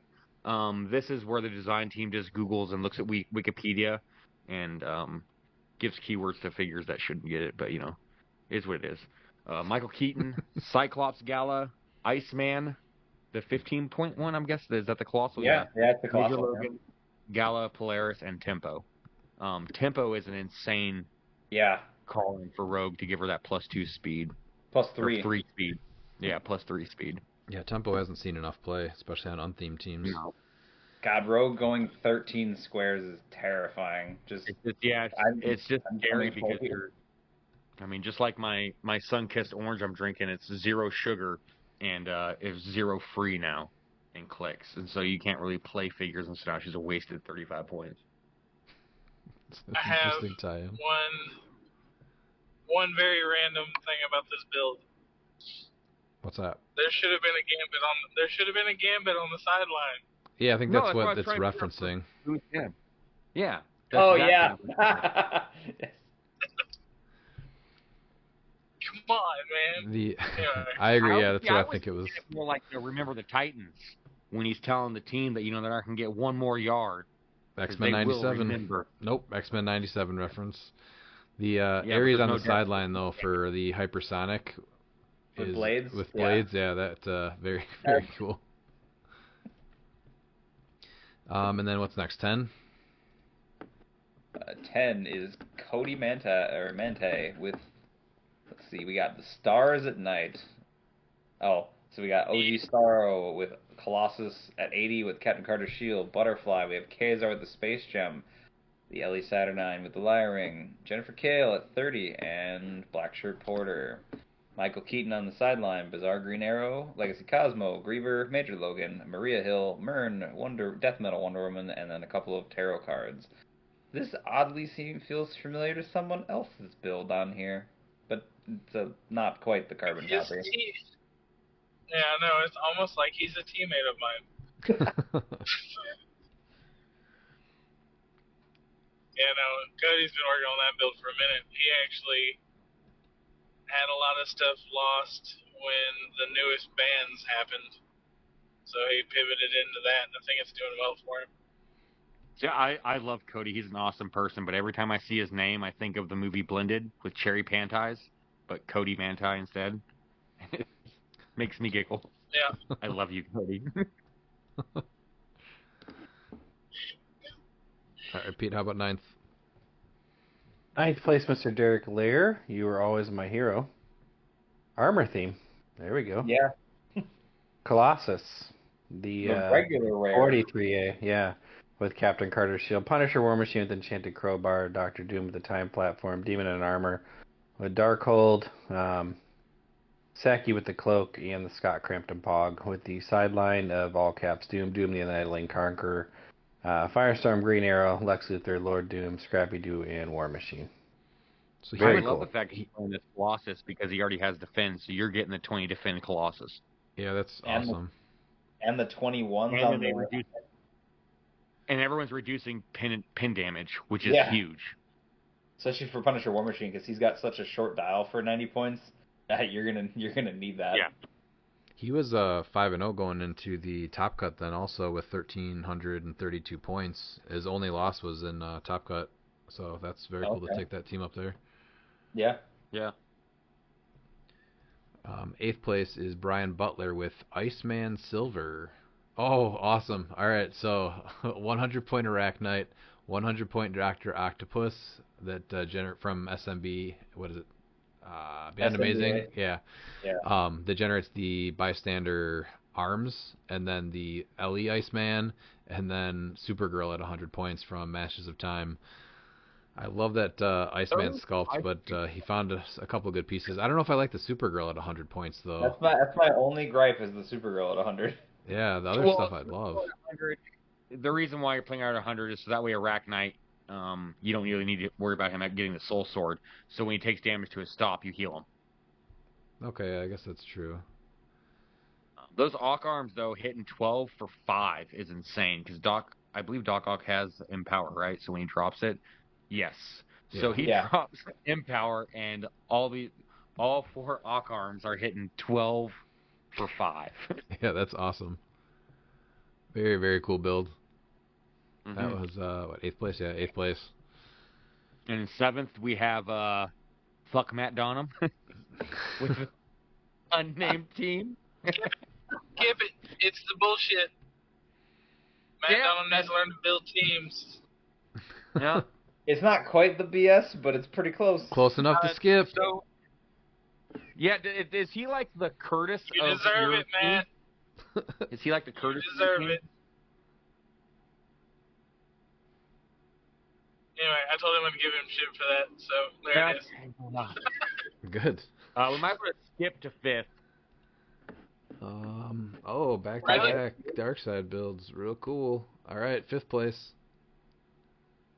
Mr. Michael Eskew with Dr. Thanos' Von Doom 2.0. Mike played Legacy Thanos of the Incandescence Ring, Prime Colossus Captain Carter's Shield, Dr. Doom of the Time Platform, Jennifer Keel the Spring Ring, Scott Porter, and then his sideline was Apache Chief, Michael Keaton, Black Vulcan, Brainiac, All Caps Doom, Gorilla God, Lord Doom, and I always call him Gorilla God. Gorilla God, Lord Doom, and Scrappy Doo. Congrats, Mike. I like this team. I mean, Yeah. Thanos is still like I've seen Thanos enough thanks to Harris that I'm like, yeah, he's that California Raisin's still amazing. I think Mike played Thanos a ton, and he won Alabama, didn't he? Yeah, pretty sure it's Alabama he won. Yeah. Yeah. Yeah.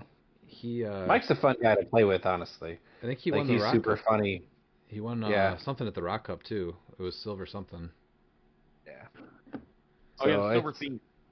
Yeah. Yeah. It was a That's silver right. theme. Yep. Yeah, always happy to see Mike do well. Mm-hmm. Good dude. Oh, wow. Top 4. Iceman got map. Oh, yeah, look at this. Oh, this is even better. This is even better. Awesome. Dude, so we got Ice Standers with Drew Warren.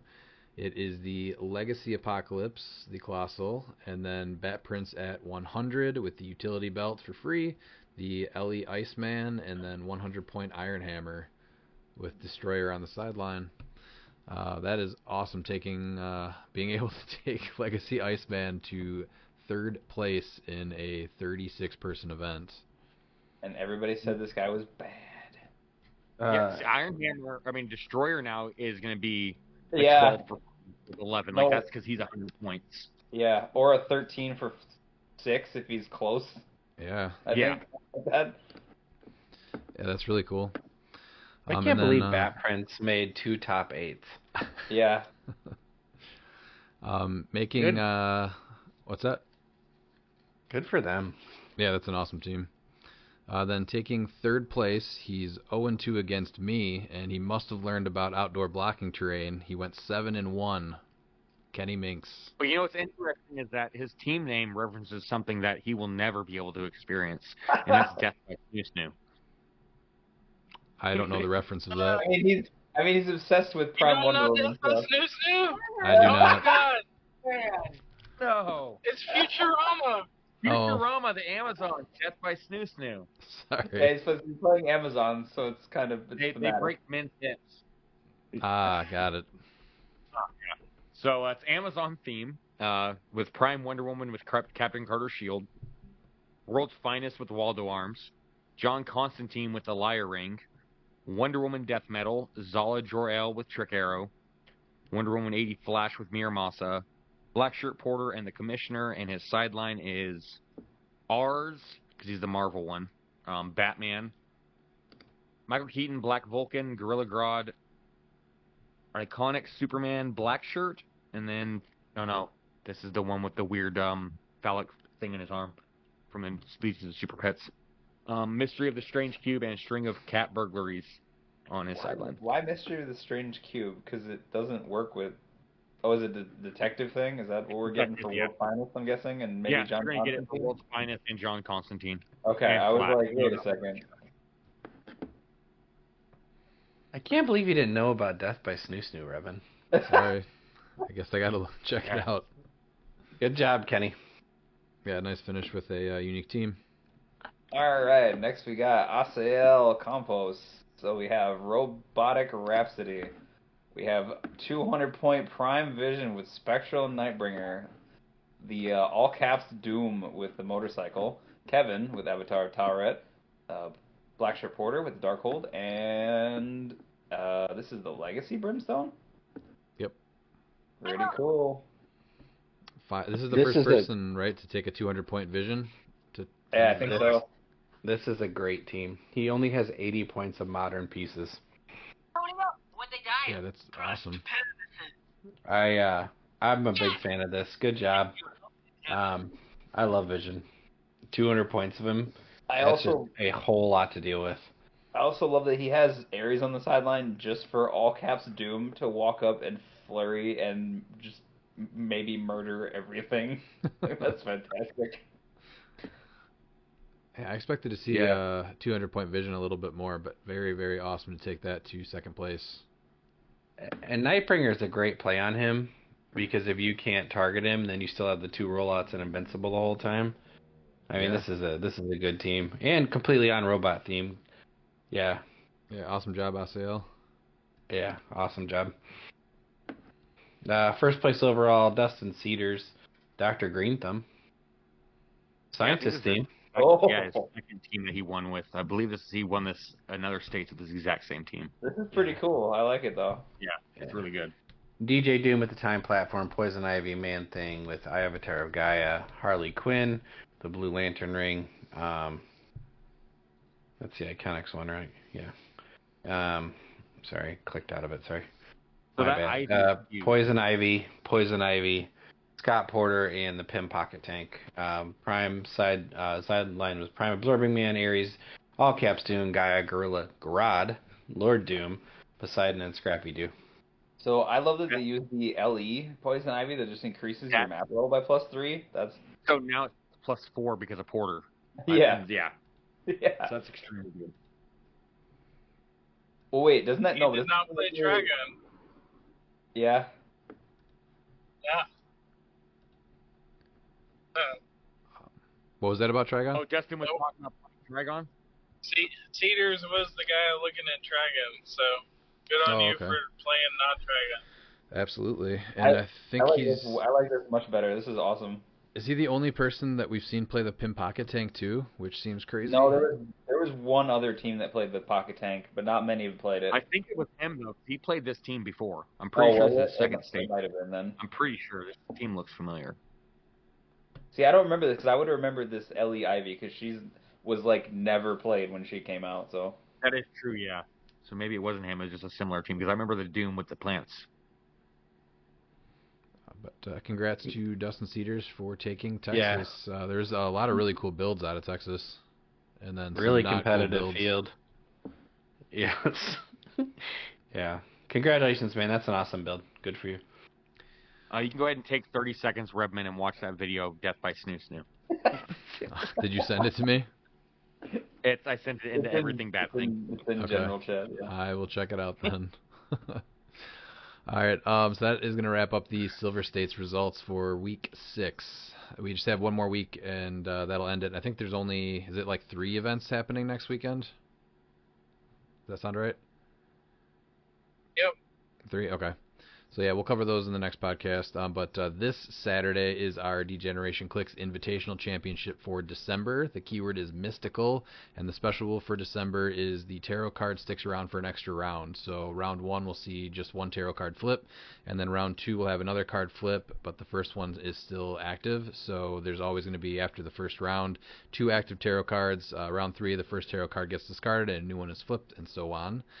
We ran this last year, and I thought it was pretty neat. What did, or actually, you missed it, didn't you, Dan? I did. Yes, I was very sad to miss that, but I'm so excited to play this month. Pete, what did you think about it? Oh, it was great. I mean, honestly, the tarot cards are usually play in. I mean, they definitely play in like a couple of turns, but they usually play in like super key moments. And so having 2 of them up led to some wild interactions. And Mystical has brought in shenanigans every year. There was probably arguably the greatest single play in the history of the monthly when Harris dropped that Scarlet Witch that got rid of team abilities. That was so great because I was just waiting for the turns to go around to get to him and then just watch everybody's face. And this is back when APOC wasn't banned and you could play multiples. So Dalton had thrown like a couple of his like whole team out there feeling pretty good with those grand prize APOCs, and then was just like, oh crap, I don't have any mystics now. That was such a cool play. So yeah, I'm excited. Hopefully my pieces get here. I ordered something and it's still not here yet. I'm sweating a little bit. Yeah, we always do the. For you guys to enjoy your wins until I'm able to show up in March. Better study the players then. Get ready, Miles. I've been studying them. I mean, Miles knows my shenanigans. All right, it's Prime, Kingpin, and Ninja Turtles in March. Let's go. But yeah, just having 2 tarot cards and kind of knowing when a tarot card will be around for 2 rounds allows you to kind of plan for something next turn, and then things can totally change based off the other one that was flipped. So yeah, there's a lot of cool interactions last time. Harris, who is our current champion, chose the Wheels of Vengeance 048 Ghost Rider as his champion piece, so only he can play that, which I thought was honestly a really good play. There was, I think the other one that was on the chopping block possibly was Zadkiel, just so that Oliver couldn't play him. Oliver actually won last year's Mystical game. He literally just marched around the map with Zadkiel, Nightbringer, and Remaker Ring, and his shape change rules were just like on fire. That kid could not get hit, and he just literally marched around the map with Sidestep and just Pulse Wave the entire game, pretty much. And yeah, eliminated everybody. So he took that one pretty impressively, actually. I think the other big thing from that event was I had a full point Ghost Goblin, and the Devil Tarot card was up, and I hit pretty much I think Pete's whole team with a critical hit energy explosion, and so I had probably, how many clicks is he? 6 clicks? 5 clicks? I think there's 6. 6? Was he full dial? He was a full dial low point, yeah. Oh, low points. Okay, I was trying to think of like how many. Hold on, just a sec. They're 6. Yeah, they're 6 at low. Yep. Yeah. So yeah, I hit enough people to take him to his last click, and then or maybe one before that, and then the Devil was up, and so both 6s ended up KOing him. So it hurt a little bit, but it was a cool play at the time also. But we'll be streaming live all day on Saturday on our YouTube page, so just be on the lookout also for our monthly poll that goes along with our championship games. And November we had nobody win, so all those items that were up for grabs in November are just going to get added to the December items for just a huge giveaway. So check out that. And then we do have some listener questions. Your ass better call somebody! First, we have Peter Marshfield. With just one more week left of states, what is the one game element that stood out to you in the following categories? Underplayed. I think I was pretty surprised that Colossal Dark Phoenix, I think, was the most surprising that was underplayed. Goblin King. I mean, we've seen Goblin King was entire mine. Silver States. Goblin King has been completely underplayed. That's got to be my number one. Okay. It's just going to get worse now because Beetlejuice, and he doesn't get to pick powers. Yeah. So, yeah, they need to, I think they just really need to fix it to where it's like, what's it called? Jokester. I think that you have to give that character a token, and if you don't, then you give them one unavoidable damage. The penetrating damage is just not good enough. He's an iconic, so you want to make him good. Just make him take that extra token. I think it was easy to pick a lot of underplayed though. Pete, what did you have? Yeah. I was really surprised by the lack of Dark Phoenix. I mean, honestly, truthfully, I played her. She's amazing. She's still amazing. So that one was surprising. I mentioned Goblin King. He came up today. Still a great piece at 75 points. A lot of the other stuff we talked about too. The WWE ring only made a couple of builds, which that's like just immediate anti-dark side tech as soon as you set it on the board. Yeah. So those were kind of the 3 things that I was a little surprised that weren't more pervasive. And as far as primes, it was really surprising to me that other than like really the one Prime Vision team, nobody else tried to play him because he's awesome. I mean, he's a monster. Like that's the thing he's just he's got a long dial, hits like a brick, has rollouts. I mean, it's all good. So. And that would have been there's a that bunch would have of been super fun to play for an entire event. Right. And he also does the thing which the barrel does, which he shuts off improved movement when you're next to him. And there's a bunch of things that you can put on him in silver that just make him even wildly more fun and different. Like Assail went with 2 rings, right? I would looked at Mjolnir, or just the classic soul gem of like, here he is, come get him. Can you get him before he kills your whole team? So yeah. But yeah, it was a lot easier to come up with underplayed pieces. Dan, did you say one? But I thought it was Goblin King. Like that was when he got changed. I was like, he's gonna be on a bunch of builds. That's 75 points. I'd play all day. What about overhyped? I really didn't think of anything. I guess if Trigon was legal and nobody played him, I guess Trigon? Overhyped's a little tough. Yeah, it was different. Aaron, is there something... Overhyped. What about... Overhyped at this point? Go ahead. I was going to ask you underplayed if you're there still. Did you have one for underplayed? Yeah, I'm sorry. Underplayed. I wanted to see more super rare King Shark. Okay. That's fair. If mine were actually here, I would have probably tried to play that. What about overhyped?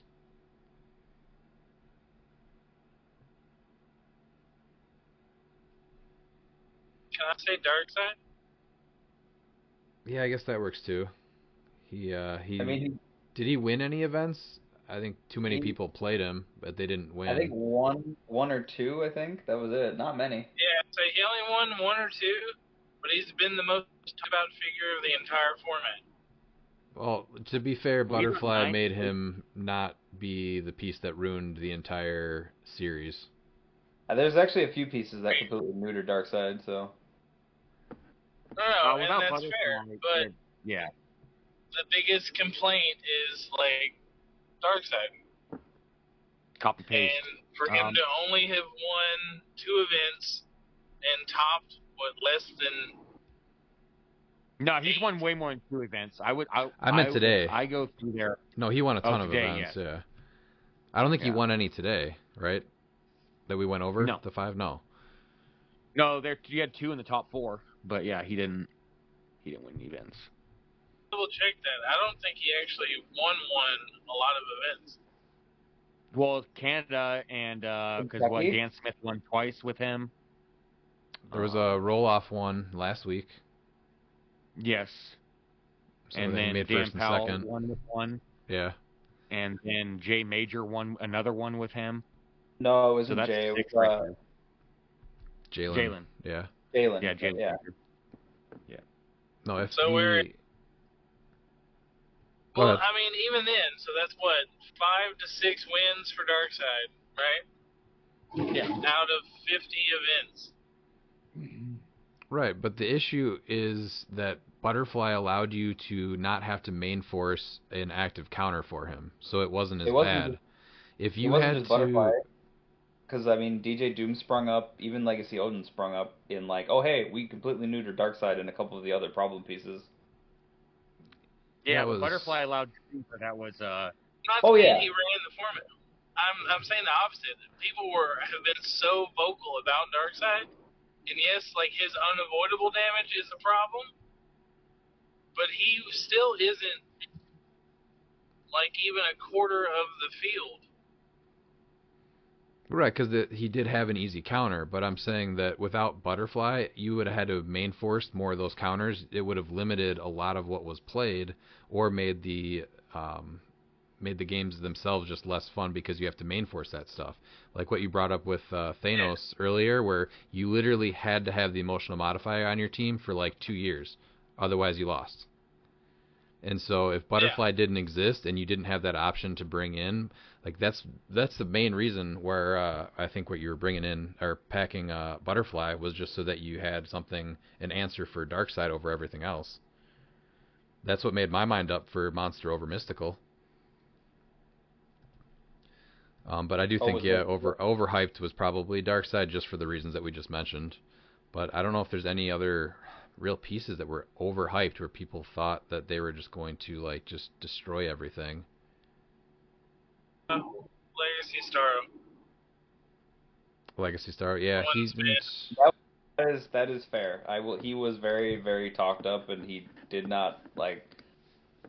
He's been played on a lot of builds. Like he has been played, but you have to do the Watcher thing to make him do the multi-attack.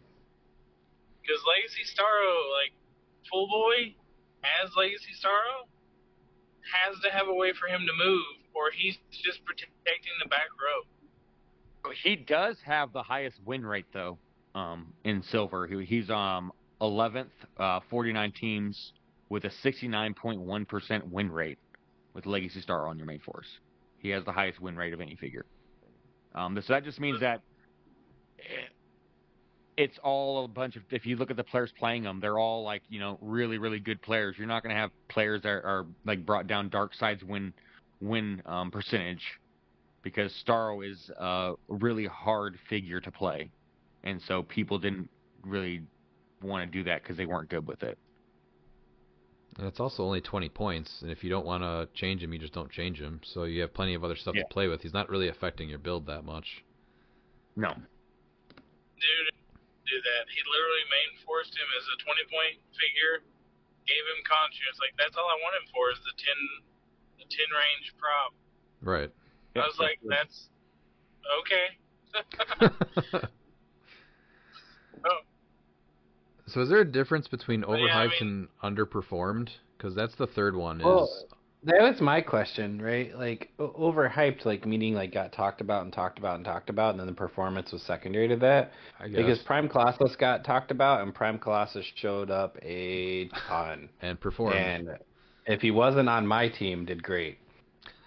Someone who underperformed this season, Rebin, you're going to hate me for saying this, but is Arachnite.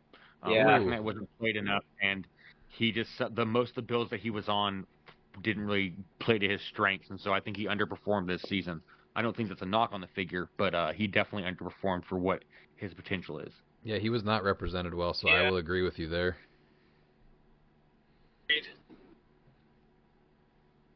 So that's probably the number one, unless you guys have anything other to add to that one. That's a good one, though. Iron Hammer? Yeah. Not underperformed, but underplayed would be Iron Hammer. Yeah, underplayed. I think he still did well because we did go over a few of them, but just he was underplayed for sure. Like, I could honestly make a list of pieces that I was super surprised did not see more play, but still ended up in top 8 builds occasionally. All right, so second question is, do you guys enjoy the fact that we have seen a progression of builds and sets released over the course of this year's state circuit? Was there a specific build that stood out to you that you felt would not or should not have done well, but placed well? Scrolls! That was Scrolls. Yeah, but I think that's because it's just being slept on. I do not understand when people complain about having sets go throughout the state's build. I think that it sucks. Like that's why I like at least it's 1 week, because like that does hurt. I just want more people to have it readily available. But yeah, I think it's fine having sets come out in the middle of a season. So, I mean, it's silver season just like modern season. So what you're gonna between Adepticon and Gen Con or whatever, the next one's gonna be Nationals. You're not gonna let a new set come out and be playable between that because you want to see how the meta. No, that's not how it works. So I'm totally fine with sets coming out in between. I think the only issue though is that things aren't addressed fast enough. Yeah. Right. Well, and then let's talk about the Panther being legal first thing. That set was delayed 3 times? Oh yeah. Yeah. It was to the point where people wanted to build with it. Why would I stop anyone from who wanted to play stuff from that set that got it to People not were play building with it before even the first states. They were practicing online and everything, and so the set didn't catch anyone off guard because there were all the top players and everyone that does testing online and stuff they were testing with Black Panther, expecting it to be legal the first week of states. Yeah, that's true. So what became is I can't play it yet. So as soon as it's legal and I can get the stuff, I can play it. So I do think honorable mention for Hidari. She was good. You broke up after you said Hidari. No, I think she was underplayed. Yeah, for sure. She could have shown out the last 2 weeks and next week for all we know. Yeah, I don't think anything problematic came out in Black Panther, it was more of the case of like Iconics. Yeah, Iconics. It was really the potential of who's going to be shitty and play Trigon with the Soul Sword, but people are counter building for that already. I think that's why we saw a lot of DJ Dooms on this last week that we just went over, and then Beetlejuice. So I think I don't know if you can limit full sets being legal, but special sets not being legal. But that might just be more of a current issue than a future issue. But what about? I think. Go ahead. No, go ahead. I was gonna move on, but if you have something else to add. I do think a lot of it is people are so echo chambered right now. I guess that'd be the way I need to say it. You've got all these things that are coming. There are a few things we openly know that are problems. We know Beetlejuice. We know Trigon can be a problem.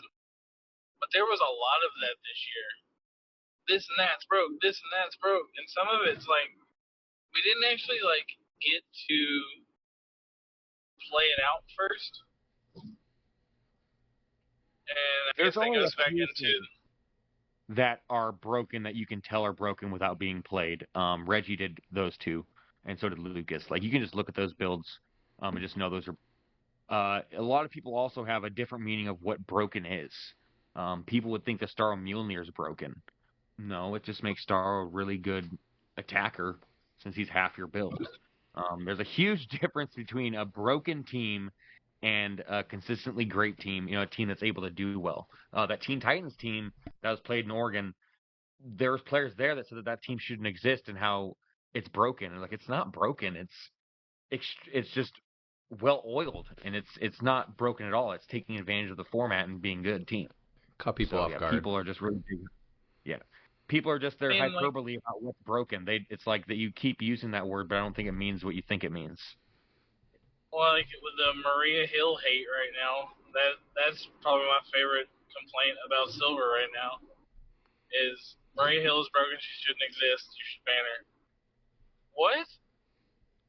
So Lockjaw the idea. Is the exact same thing as her. No. I get it. It's a crazy trick. Yeah, it's but fine. It's one that existed. Well, no, but it also existed in Modern. You would play Onslaught with her or Old Starro with her and do the exact same thing as it is now. And it's if you have rollouts, you can get away from it.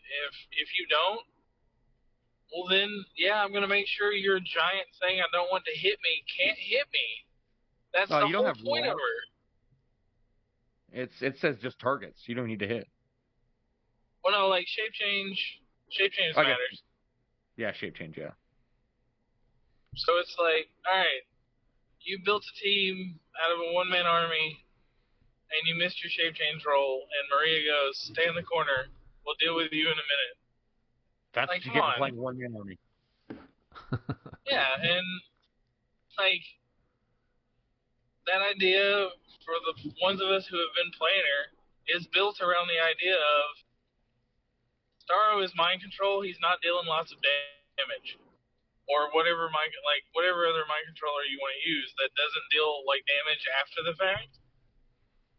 So it's how do I combat something that can just be oh, I killed half your build because I walked over to it. Well, that's a way to stop that. I don't know. Answers for things being called broken is wild to me. It never became an issue, though. It was never a problem that completely shut down a bunch of stuff. Right. No, it's just I got lucky you missed your roll and you didn't get to attack me for a turn. And you shot your friend. I think that's fine. Yeah. But that goes into the whole thing of Silver from the get-go, where it is vast. There's a lot in there, but you have those hidden gems in the older sets, and I feel once you have the core of your build, you should be doing some research for older builds to find your Griever, find your Maria, find your Witch Hunter Angela. Like, you know what I mean? Like, Right. once you know what your team should be doing and you're looking for your support figures, why aren't you trying to find things that make your core better? It's just like, here, nobody played this before, and that's the only reason you've never seen it, because no one played it. Mm-hmm. That's why a legacy format is good. Yeah, it beyond the like value boost of your collection, it's like, hey, we do have answers for some new stuff back in the day, and we talk about it. I think that's what needs to happen more, is more public knowledge about support figures like those.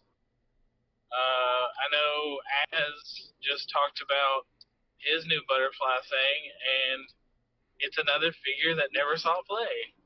Deathbringer? Deathbringer? Yeah, that was so cool. Right? It's like, cool, I'm going to pull you over and we're going to beat you up team. And that's the fourth one now that in this conversation. That's like, nobody played that. Everybody pulled it and was like, hey, this is neat. Moving on. Right. And now it has a reason to exist. So just look at what you need your team to do, and then look back and find the things that help you achieve that goal. Those are going to help you survive against the dark sides, the Triguns, all this other stuff that's coming out that's big, scary, and like, oh, what do I do? I'm going to make it sit in a corner. It's not going to hit me. Screw that. So, But, Darkseid, murder your team first before you go stand in the corner. Yeah, let's make sure you can't walk any further without you actually doing it. I think that's fine. But, I mean, that's where my mind is on those kind of interactions. Like, that's the best part of Silver, is looking and, good God, sorry, I almost got ran off the road. Like, looking at the wider format after you have your core, because it will give you gems.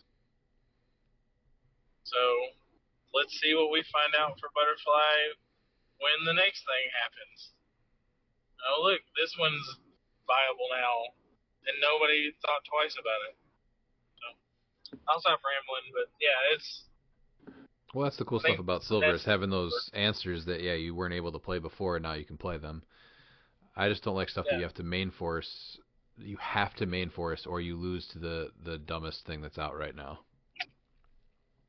Yeah, and that's where, like, I definitely think Butterfly is a necessary evil. Does the Butterfly Swarm probably need to rework? Sure. Maybe. The only thing that I think that's really broken about the Butterfly. Butterfly, I think, is how Swap should be, instead of how we had it with X-Men Swap. I hated X-Men Swap so much. That wasted so much time in the beginning. That and Fantastic Four was like, it was, even Avengers was the same. It was all the same change your stuff. team, I don't think is okay for the game. I think bringing in a figure's fine. I mean, just get rid of that mass leeching trait. Just make it for Butterfly itself. I think it's still extremely good and fine. Yeah. So. I think my choice is definitely the Odin, the Legacy Odin with I just played it. It was Legacy Odin with Genesis at full, and was it Kazar and Porter. I really liked that team showed up. That was another one. Was like, it answered a lot of stuff, and it actually performs pretty well for only being a couple figures. Are you talking about the second part of the question? Yes, the specific build that stood out. Yes. Okay. I honestly didn't know if it was going to do that well, and then playing it, I'm like, oh, it actually plays out pretty well. Yeah, he's impressive. I think the Camelot team, honestly, it looks solid, but to see it just straight up win a bunch of events was really cool. I don't think anyone would have picked it as like a huge winning team right out of the gate, but that was a really cool one to see played. Yep. Do you guys have any other? I'm almost home. Okay. Did you have any other ones that you guys wanted to add? No, I'm good All right, let's go to. Oh, he's got one more. So, not sure how many of you are Star Wars nerds, but for those of you that are, have you watched Skeleton Crew, and what are your thoughts so far? I usually catch up on Star Wars shows eventually. I've just been really busy, so I did not watch anything yet. Has anyone watched it? I know Star Trek's better. No. What Star Wars character can beat Gorn? None. Just facts. No, I really lost interest with the whole entire all the shows for a while now. It's just I think was it season 2 with Mandalorian. After that, I just really haven't been able to hasn't really piqued my interest. Yeah, So I agree. I've been behind in them. Yeah, I think there's just too much Star Wars. I know it sounds crazy, but yeah, or maybe just not stuff that I'm interested in. More so with the expanded universe that they can do.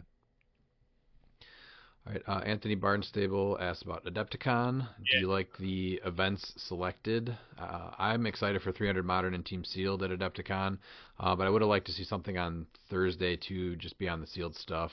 After just focusing on Silver, 300 Modern should kind of feel a little bit more fresh than it did before, so that'll be nice. And then I'm hoping that Team Sealed debuts a new set.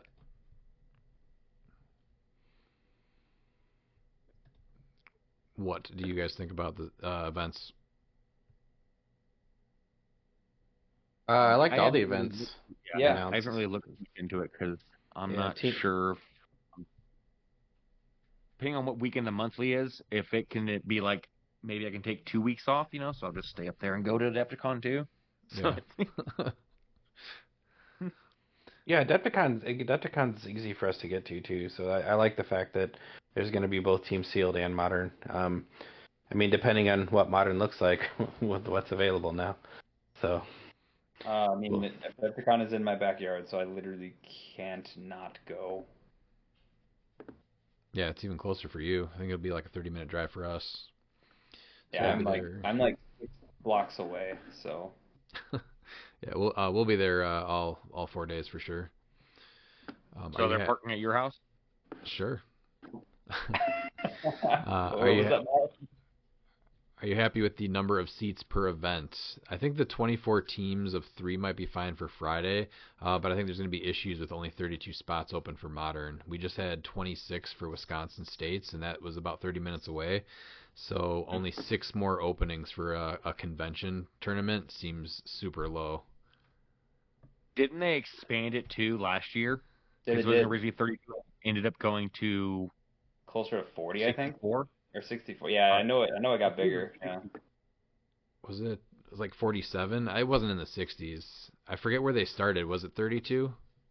I think it was 32 at the beginning, yeah, but it definitely expanded. And there was a huge demand, so I don't know why there's only 32 spots. Okay, 48, yeah. There's 47 spots for the 48th, so last year. So I don't know how a year ago they ended up with 47 people, and now they are only allowing 32 spots. That, I think, is a terrible call. Same thing as originally, and then maybe they'll expand it. I don't.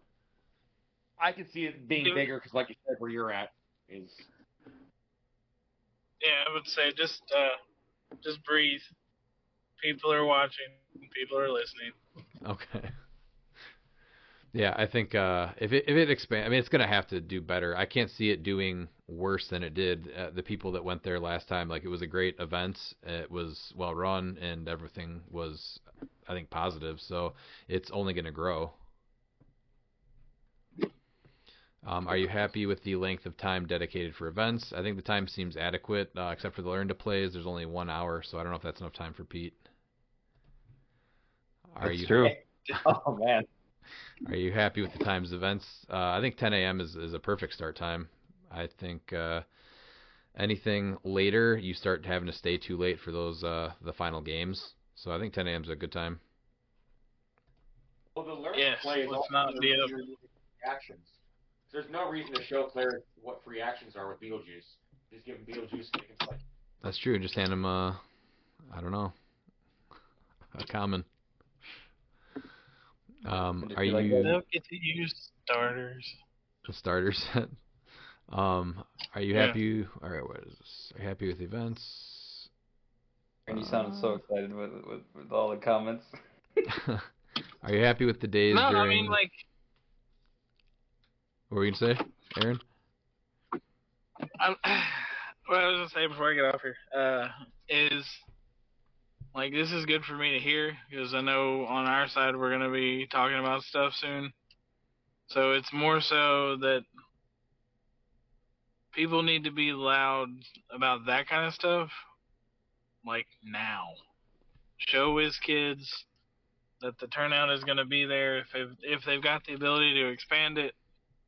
Because I mean, we are in a new venue. We don't know what the restrictions are really on their side yet. Oh, but the Bears if Center they have this, the Bears Center is great. It was just redone this last year. They stuck so much work into that area. It's very nice down there. right? But It's at the thing it's at the Barrett Center. Yeah. Yeah, so I mean, Milwaukee's downtown is pretty reasonable, like for entertainment, restaurants, and everything else. So yeah, I mean, if they've got the space for those events, hopefully it does expand. But I would say that now's the time for people to show WizKids that more people want to come, so it can be seen and heard by the people that need to see and hear it.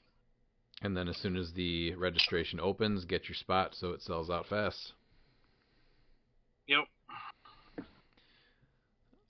Are you happy with the days during the show each event occurs on? I think the only thing I would add is a Thursday event, either like a theme or a 2v2 would be really cool instead of just the battle royales and everything else. Do you think any primarily wargaming conventions like Adepticon should have similar HeroClix events? Do you guys know any other wargaming conventions? No. Yeah, I would say Adepticon's the big one, specifically, but that doesn't mean there aren't other ones. They're just not well known, which I don't know that will help us. Yeah, that's a good point. I mean, I'd like to see it everywhere, just so that other places get to have more, not conventions, but more events also. Because I know that's a big complaint too, is that the Midwest does get a lot of events, which I'm fine with. But it would be nice, I think, if East and West Coast got a little bit more too. I want to go back to Origins so bad. Okay, so I was at Origins twice now, and the only thing I didn't like about it was the ticket system. That was probably my biggest complaint. Otherwise, Origins was nice. It was just I don't know, the way they're like purchasing for events and stuff worked.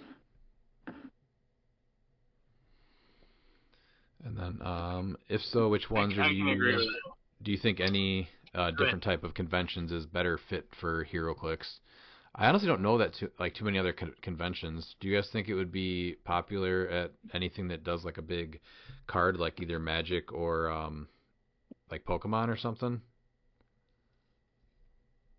If done correctly, I would say we should be looking for sure. We need to be at Comic-Cons.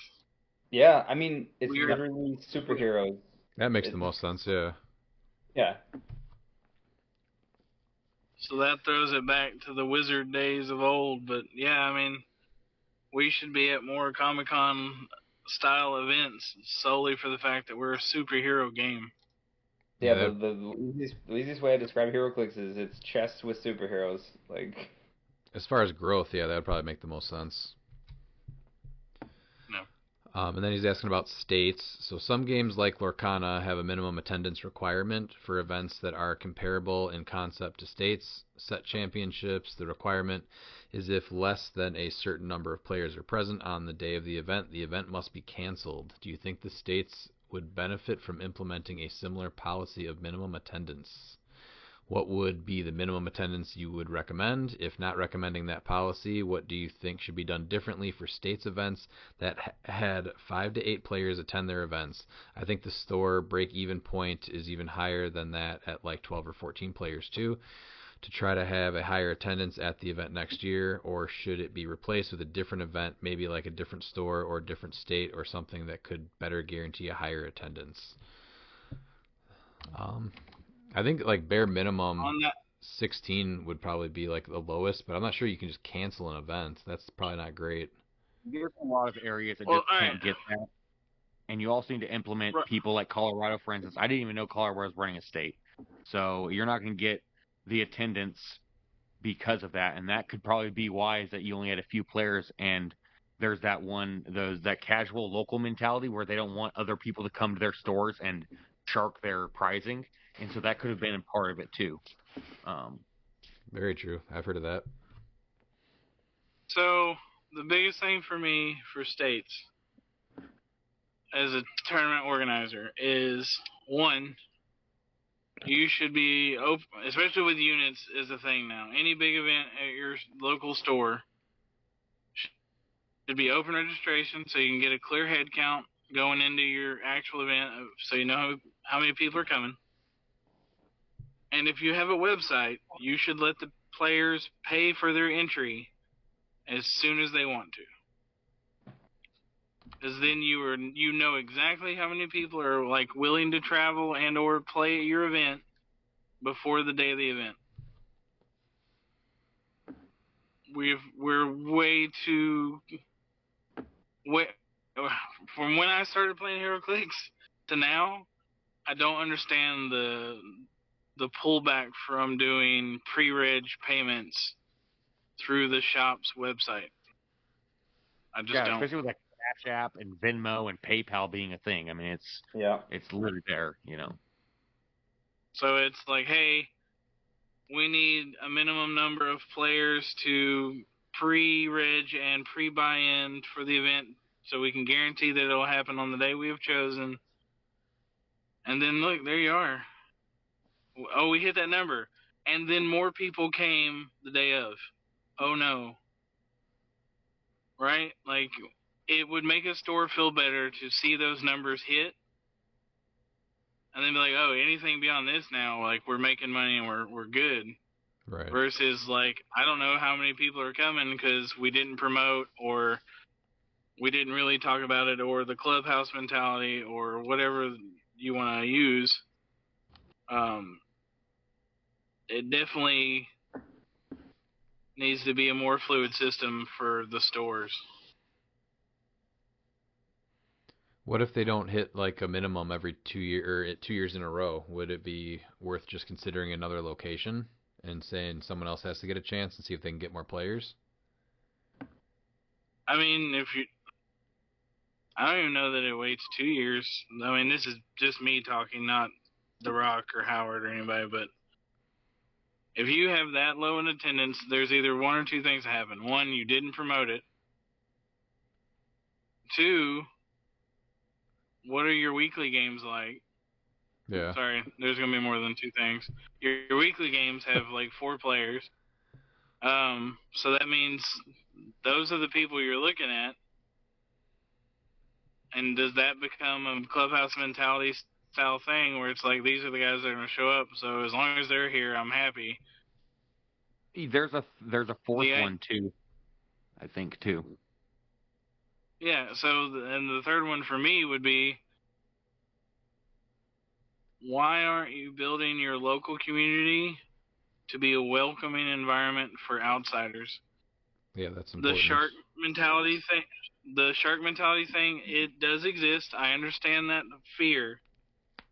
But if, as a collective, like, local scene, you need to be practicing with your locals to make sure they have an idea of what can be showing up, that they're prepared for those things that can show up. So it's not just like, oh, I showed up with Ninja Turtles and a prayer versus Darkseid.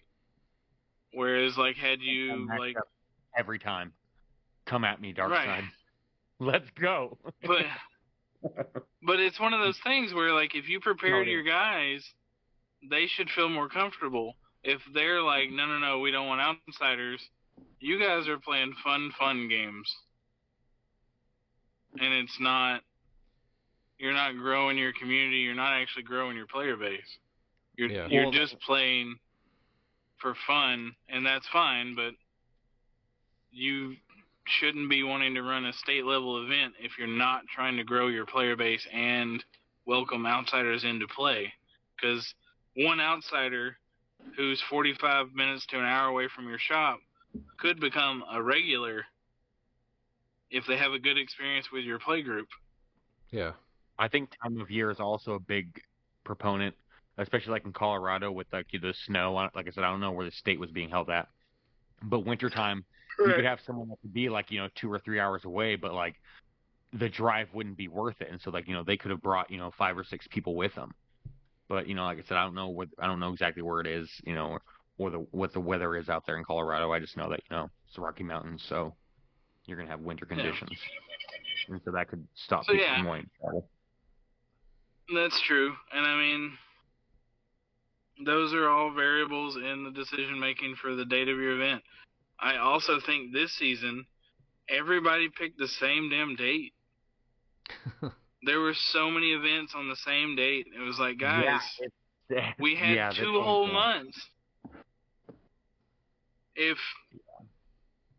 For me, the idea for mine was anything within 6 hours, I want them to be able to come.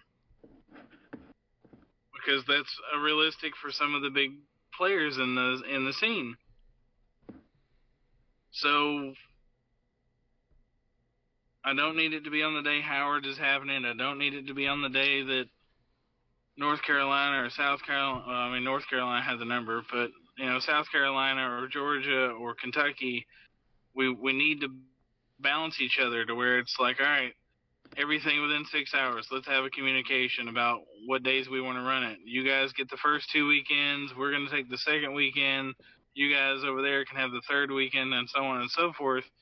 And then everyone can travel to those events in that 1 month. And it's like, look, I have numbers because I made sure players from other areas could come to my event. So it was just, that was the mess, I think, of Silver States, was everybody just dogpiled certain days and didn't care, and it shows in the attendance. Yeah. I think everyone was kind of just excited that it could finally schedule them, and so it was still not, we didn't get a lot of time, did we? When was it announced that they could get scheduled? Do you remember? Was it like a month and a half before they started happening? So between Christmas and Thanksgiving and making it work around the other schedules, I mean, the timing definitely did come into play a little bit, I think. But everyone just kind of wanted to, I think, get them scheduled on the books and get it moving. And people didn't want to wait as long as they, what is the last one? 3rd week of December? 4th week? Yeah. Yeah, so I don't think a lot of people didn't want to have to wait that long either. So hopefully next year it's a little bit more organized. Is there? Yes. Do you know if there is a plan to actually do 2 states next year and have it more like the original plan? He is still talking like it's supposed to happen that way. Okay. So another Silver States and then a Modern States. That's the plan.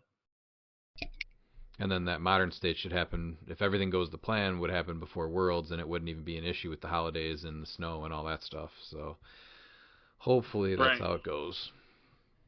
What should the reasons why a store should not be asked to repeat the state's events next year? I think the big one is just not following the rules that are set for the event, besides the minimum thing we were just talking about. Yeah. Yeah. We talk about, our players have talked about how it should be a standard across the board, but you can't even get like standardization when it comes to the tournament rules across the board because stores ban certain elements that are legal for the format and so on and so forth. Santa Claus. That's right, because Charlie thinks went to bed Christmas Eve. We shared a bowl of sugar. I don't know why we hear Santa Claus. Miles, are you just watching a movie or are you trying to play an audio clip? Oh, I did not realize that was playing. Damn it. Alright. Well, I'm going to hop off here. It's midnight. I got to get in the house. But for those listening to this episode, feel free to post questions in the comments. I'll hop on there and answer or whenever this goes live. It should be up as long as I don't have to edit anything, Miles. All right, man. I'll catch you later. Thanks for joining us. All right, guys. Bye. See you, Aaron. Yeah, I think to answer the question, things that should cause the store to not be able to run it is you just have to run the rules of the format. Mm-hmm. That's number one. Like that's pretty much it. Run the rules of the format. All right, moving on to local tryhard, Ryan Bookwood.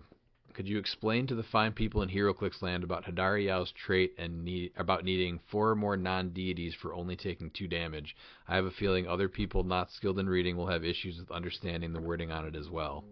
If there are 4 or more friendly characters without the friendly deity keyword on your force, she takes a maximum of 2. She takes full damage if there's less than 4. So if there's 1, 2, or 3 characters on your team without the deity keywords, let's say you have 7 figures. 4 of them have deity, 3 don't. She takes full damage because it's looking for at least 4 characters without deity keyword on your force. All right. Okay. What is each of your outlooks forecast for how you think HeroClix will be in 2025? Will the game be in a better state or worse off? In my opinion, the design team needs to improve on not releasing broken iconics that immediately need an errata or ban altogether.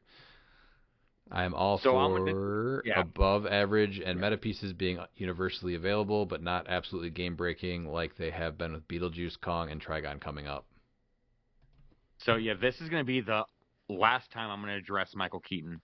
So the problem that I have that everybody says that it makes HeroClix simpler and that it encourages you to get the starter set.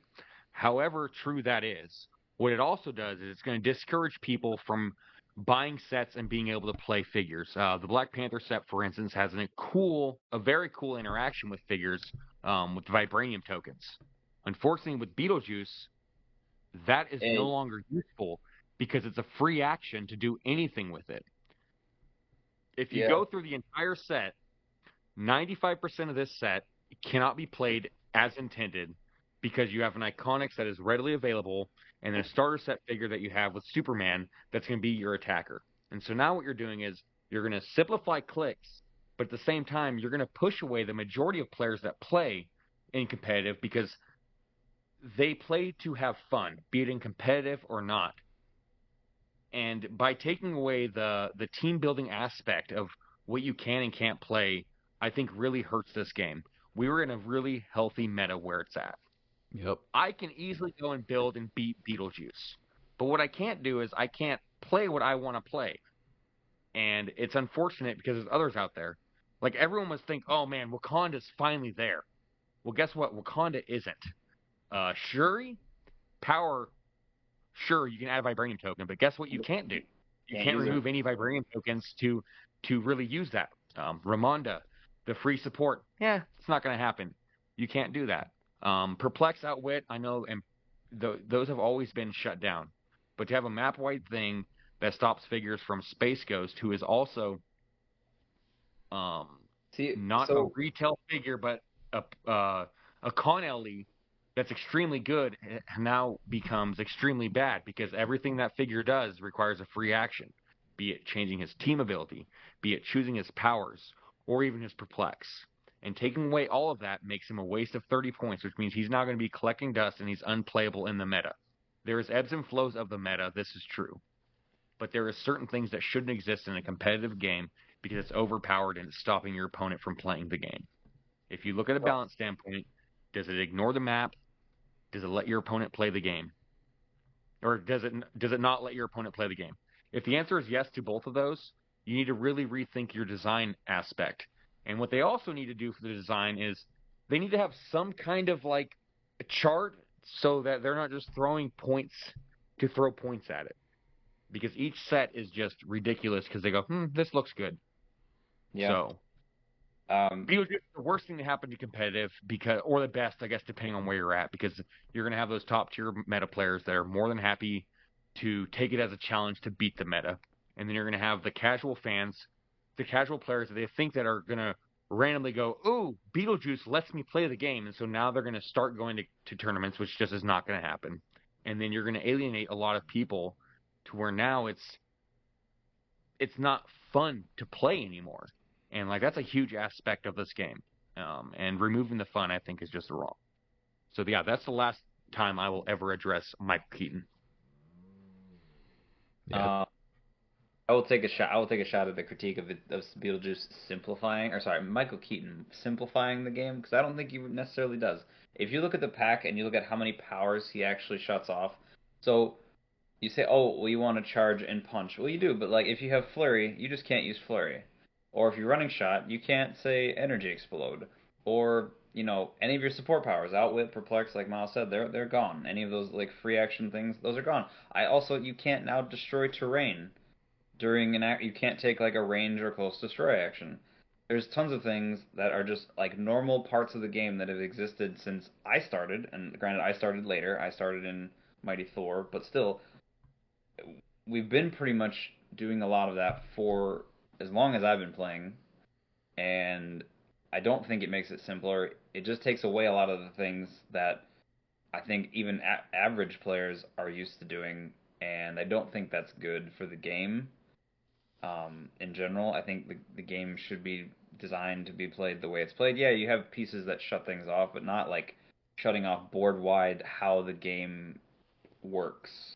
I think that's Well, it a problem. contradicts people to want to buy sealed product outside of sealed games because the cur is useless unless you're talking about, oh, now I get to play this power common. Oh, see, now Animal Man becomes playable. No, it's not. The pieces that are going to become playable are going to But be he figures can't. like I already have.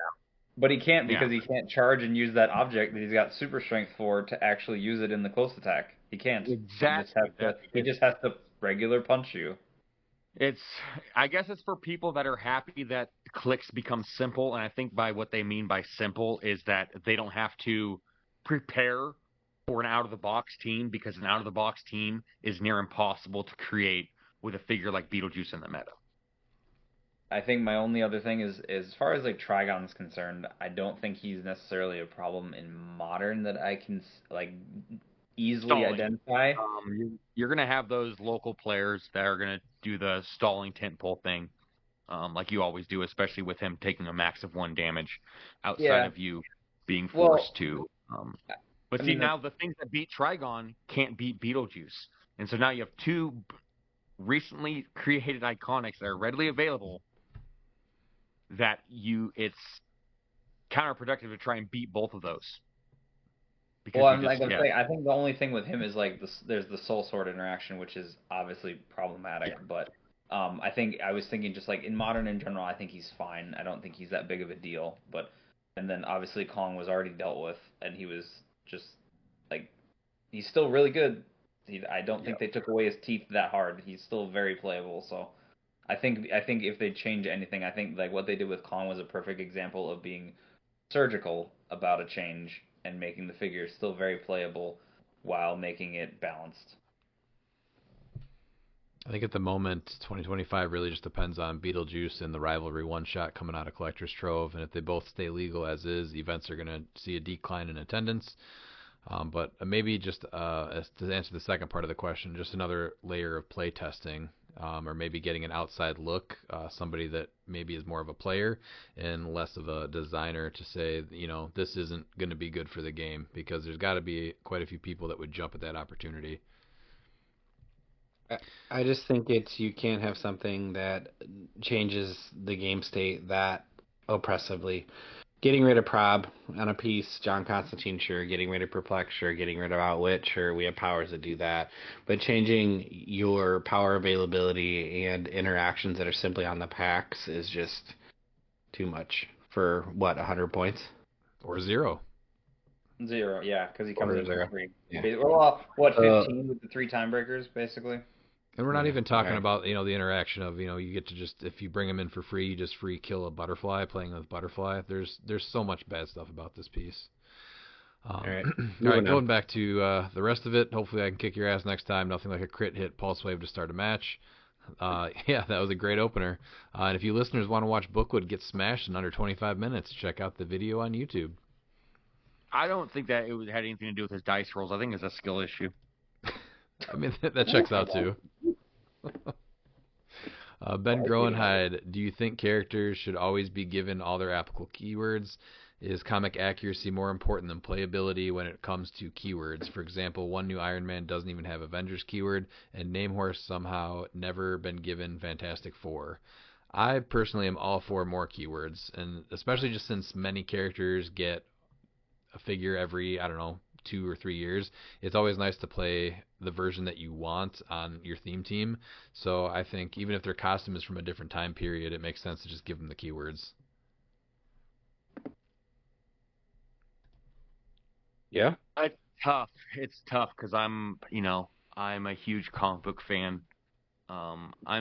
I'm fine with them adding certain keywords. I also don't like when certain keywords don't need to be long, especially like the most recent example I can think of, like right off the top of my head, is Sabretooth with Exiles. Like that's not Exiles Sabretooth, so don't just give them the keyword to give them the keyword. Yeah, that's But I understand a good point. getting more keywords in there, but I think there is a little bit more nuance to that question without realizing it, just because like we have like figures that we've been waiting for, like the Exile Sabretooth, and now it's just a generic Sabretooth with Exiles, and it's like that's not the same. Yeah, I guess it is a little more complicated than that because I didn't like the Exiles keyword on him either. I want an actual Exiles Sabretooth because the closest thing that we have to that is the Age of Apocalypse one, and he does not have one or have that keyword. Yeah. Exactly, yeah. So it's just them hit and miss, and they gave that one Ghost Rider the 75.1 symbiote, just because looking up Wikipedia, that shit at some point was, and it's like just throwing stuff on there. I mean, the Legacy Ant-Man with Illuminati, like. I mean, I was Come on, happy. no, like, I was it's happy cool that she it got works, the keyword, but it's but like, yeah, it's just yeah. I was happy she got the keyword, but yes, that's fair. That like it was probably not completely warranted, but Dustin Kirby, in regards to states, do you think if the time frame could be extended so that it ran from late October into January so that more events can have room to breathe, that it would help to increase more attendance overall, since there wouldn't be so many events happening on the same day potentially? I think that's actually kind of an interesting idea, but once you hit that like 6-7 week, I think that's kind of a good time for these. No other events are going on right now at the moment, and spreading them out kind of just, or spreading them out for the sake of states, it just puts a longer hold on more events and kind of moving on to the next thing. So, especially if next year sees 2 states circuits in a year, that's going to add, I think, just take up too much time with nothing else. I think October through December is fine because once you get past into the holidays, that automatically decreases stuff, and then the winter in some parts of the country becomes an issue also. So yeah. I think it's fine. I mean, it was 2 months, so that's what, 8 weeks. That's a long time. Well, if it goes to plan, it's going to be Silver leading up to the May event, and then it'll be Modern leading up to Worlds in September. So it's not even going to be late in the year anymore. No. Oh, that'll be good. And then also, would setting a specific set limit at the beginning of the overall duration help the flow of the tournament scene instead of having new figures from newly released sets and iconics show up unexpectedly to mess with the flow of the meta? I think the biggest issue with that really is just that there were a lot of delays and people did not know when things were going to be coming out, and then something showed up 2 weeks early and then they were magically just legal anyway, even though they were pushed back further with set release dates. So I think that kind of helped mess up everything. What do you guys think about just locking in, though, on a set or what's legal for the full 6 or 7 weeks? I don't know. I kind of like the rolling thing with the new sets. I thought it was interesting. I thought it also, some of it, the problem was just Black Panther's delay was so significant. We all expected to have it legal. Mm-hmm. And so it finally hitting and being people able to play it, I thought was good. I mean, the issues with stuff showing up and just causing huge problems, that's more of a piece design issue than a release date issue. So, like, if that piece wasn't, if Beetlejuice wasn't what Beetlejuice was, then he's not an issue at all. Like, he's still, whatever, however they change it, is a playable, fun piece that people have access to. So, but at this time, that's not what he is. So.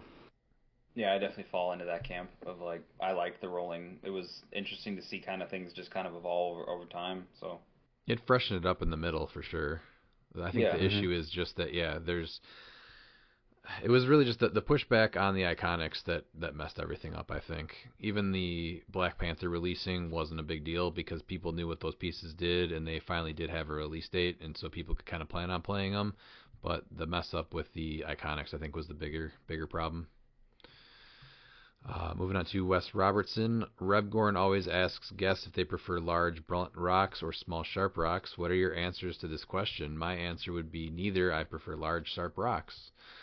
Well, Wes, I'm pretty sure that that's just a tactic to know their weapon of choice, so he has the edge in battle.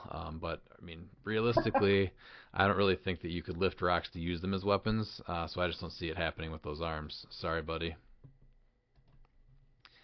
2, as Westpool, Miles Kane and Aqua Miles, I officially challenge you to arm wrestle at the Red, White, and Clix event. Put your fin where your barnacle sucker is. Okay. I'll take you one at a time. Wink, or you can tag team me. That came out wrong, or did it? Show up, and we will see who has the biggest fin in HeroClix. So where does like Westpool like trying to make a name for yourself? You're trying to be a Gambit? Like, I mean, see, Miles and myself, we don't really gain anything by beating you. That's exactly what will happen. Yeah, so it's like, okay, I go there and we beat you. Okay, there's got to be some stakes here, and preferably Salisbury. Yeah, got to be some stakes. Well, I think Wes is up for stakes, so if you challenge him, he'll definitely take you up on it. We can make it out there. I don't have a date, so I can't say yes and I can't say no. Especially with it being in November or whatever time you want. Kids have birthdays, Christmas. So the sooner I know the date, the sooner I can plan it out, and the cheaper the tickets are to get out there. Is there anything revealed in Collector's Trove that is unreasonably broken, or is everything still relatively balanced in some way? Clearly the rivalry one-shot is number one. I know the crown is being talked about as a potential issue, but at the moment I actually think it's pretty cool. Just being able to use the opponent's power during mind control is neat. Do you guys think there's anything else, really? No. You hit the nail on the head with those two. I mean, so for instance, with Hidari Yao, like this is, I guess it's like if you want to be Hidari Yao and you want to pick your universal weapon and pick Pulse Wave, I'm going to mind control you from across the map and Pulse Wave your entire team. So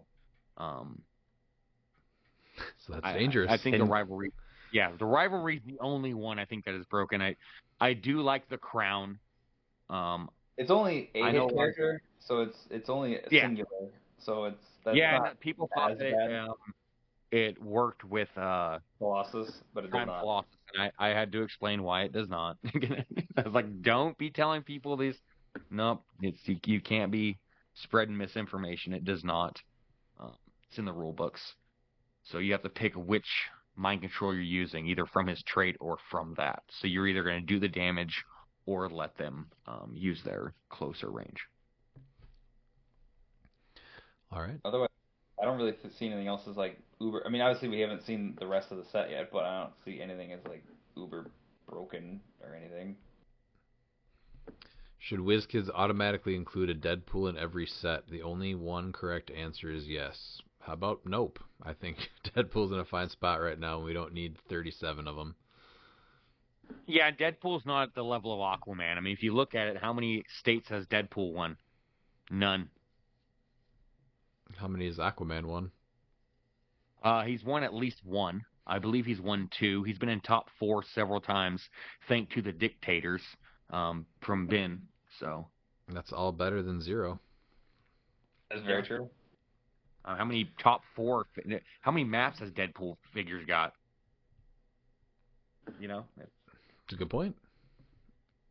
Thoughts on Valentine's Day Iconics debacle? That one's pretty rough, yeah. I think the minimal communication on that, and then no change in price. I was honestly looking forward to the set for cable alone, so I'm also pretty disappointed because I wanted that cable. To me, this is a thing of if something is going to change, You need to get out in front of it instead of being behind it. You never really want to be behind the 8-ball, especially when it's anything that's a purchasable item or that it was available for pre-order. More communication is never bad. I think that's always better than less communication. Yeah, the stealth delete of cable on the pre-orders and everything, and not changing the price or even sending emails to people out and people just having to figure it out on their own was not great. Why is Pete still complaining about bad dice when just a few episodes ago you literally aired fixes for bad dice? Well, his dice weren't bad last night. Pete, what do you want to say about that? They came back around. They were terrible, all of Silver. I mean, I think, honestly, like, even for me, bad. And I have some really crippling, back-breaking moments. I did crit miss last night to kill a piece. Not in our game. In our game, they were on fire. So I'm not going to complain at all because every roll I needed, I hit. So, yeah, that will now mean that for the next month, they won't do anything. So it's okay. I can't wait to see what they do Saturday. Oh, yeah. It's okay. I hope that was you know your why? one good Because game. unlike Bookwood, I did beat Redmond on Monday night. Ooh, that's true. The Marvel Rivals overhyped. Is Marvel Rivals overhyped, or is it just as good as people say it is? I have not gotten a chance to play it yet. I think it's fun. It's a good game. It's not over. It is like Overwatch light, but it is very different. And it is very cool because it is like stuff you know, but it's in a completely different what is it called?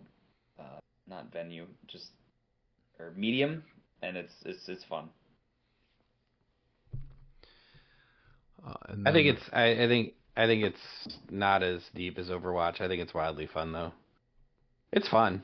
It's a very fun game. You like it. I haven't heard anything bad about it. Yeah, I downloaded it on my Xbox, but then I went to play with Oliver, and the Xbox that he uses is too old, so we have not gotten a chance to play it yet.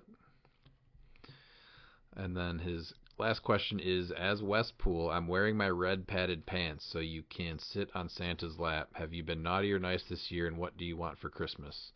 Wes, the real question is where the padding is, the crotch or the knees? Yeah. And I'll be honest, like I don't believe in Santa. So I was 3, and it was an Oscar Mayer weenie whistle I wanted. And Christmas came with no weenie whistle. That's when I stopped believing. Sorry. Okay. I'm glad somebody pointed out where the padding in the pants was. That's important. Sorry, Wes. It's important to know. Luminati writes, "Happy holidays, everyone. With us being on the doorstep of our great holiday Festivus, please assure me that you have your aluminum pole erected on your clock nailed to the wall." So I'm going to guess this is the Seinfeld reference, right? Oh, yeah, absolutely. Yeah, I was not a big Seinfeld fan, so I am not going to understand a lot of this. He's going to bring you through the great 3 events of Festivus here. It's what the questions are related to. For the 3 great events of the holiday, what do you have planned or wish for? The first one is, who in Degeneration Click's family are going to wrestle for the feats of strength? What is the feats of strength?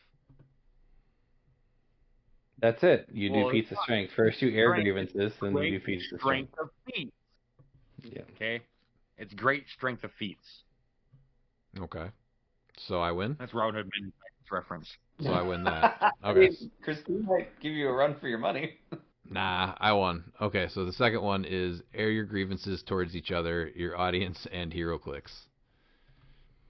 I've done that all today towards our audience and HeroClix. I really don't have any grievances towards anyone, except for Redmond, who just thinks that he'd win in the feats of strength. You can go to the gym all you want. You know, that's fine. When you got the potato strength, you know, I can crush a banana in my hands. Easy. All right, I'll protect my bananas. Coconut crushing contest. See who can crush it with our hands. How about our heads? We can do that too. All right. Why are you guys being Winnie? How about with your butt cheeks? Yeah. Let's do it. I'll gladly squeeze. Yeah. Let's see that. Let's see who can crack an egg with their butt cheeks. Guaranteed, I can. Any other grievances to air? I have grievances against Young Daniels D6 rules, mostly. That's my biggest grievance towards him. I have a constant grievance against Redmond. That's too long of a thing. That's a whole episode. Lou, I'll send it to you personally. And Hey. I have no grievances with the audience. I appreciate your support. And Miles, I can't ever be mad at you. And HeroClix in general, like, come on, let's just do something reasonable with good old Michael Keaton. I'm done. My grievances are done.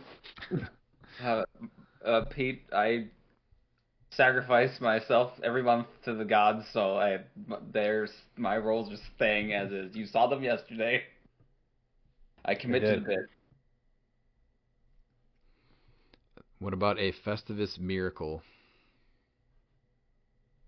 This is going to be interesting. It's going to be Beetlejuice is no longer allowed in Modern. I was thinking at least just the Beetlejuice errata. Yeah, there we go. No, I'm not going to be happy with an errata if what I think is going to happen, where they just say that he's fine on the main force. He can only KO standard characters. Yep, that's not going to be ideal. I like that.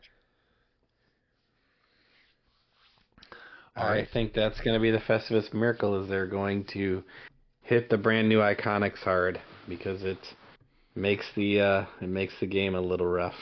But Lou, as always, we appreciate your questions. I appreciate the Seinfeld reference and Festivus, because I celebrate it every year. Festivus for the rest of us. My apologies for not being as familiar with it.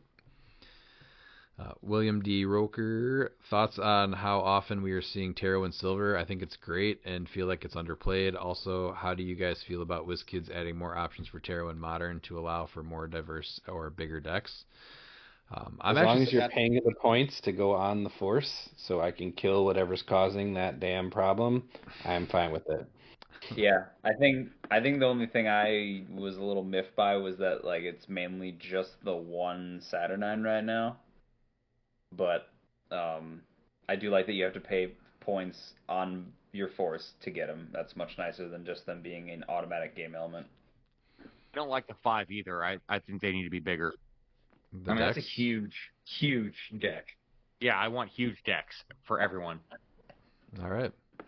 I'm actually surprised at how many people chose to play them in silver. We finally got rid of them, and it felt so good not to have to worry about building with them. So maybe not as many people hated them as they said they did. But yeah, with the avid. What's that? Triple Saturnine. Sure. Of course they're gonna do it. adding the tarot keyword though, I think it's fine to kind of start implementing that a little bit more so that it's a little bit more themed and it's not just everybody has to play them. It's fine. But I was actually surprised at how many people did decide to play them. Mark Bird, early predictions for characters expected to appear in Smash and Destroy. I think House of X Juggernaut, House of X Apocalypse would be great. The Avengers Infinity 2x2 Hulks, either the red one or the green one. $20.99. No, Chase World War Hulk, or was it World War Hulk? He's not asking for legacies, just characters. Yeah. Oh, I thought he was asking for legacy characters. Oh, okay. I just went on that because of the fact that he said characters. Oh, I think, no, he usually asks about legacy predictions, so that's actually what I thought it was. Oops. Big, bulky people that run through walls. Yeah, that's my prediction. That's who's coming. We're gonna need a main set and legacy. You know, I would like it. I would like a Doc Samson actually. We haven't had a lot. Yeah. With all the Immortal Hulk stuff, we might get a Doc Samson because they already snuck in Harpy, so I can't imagine that they might not sneak in some more Immortal Hulk stuff related. So we could get a Doc Samson. I mean, we got Doc Sasquatch, of course, but I want the Doc Samson that was the original one with the red leather outfit with the leather fingerless gloves. That's what I want. Oh, I just want the Doc Sasquatch or Doc Samson. Sorry, that's like doing the head shrinking for Banner. That was like a wild thing to read of him just psychoanalyzing Banner.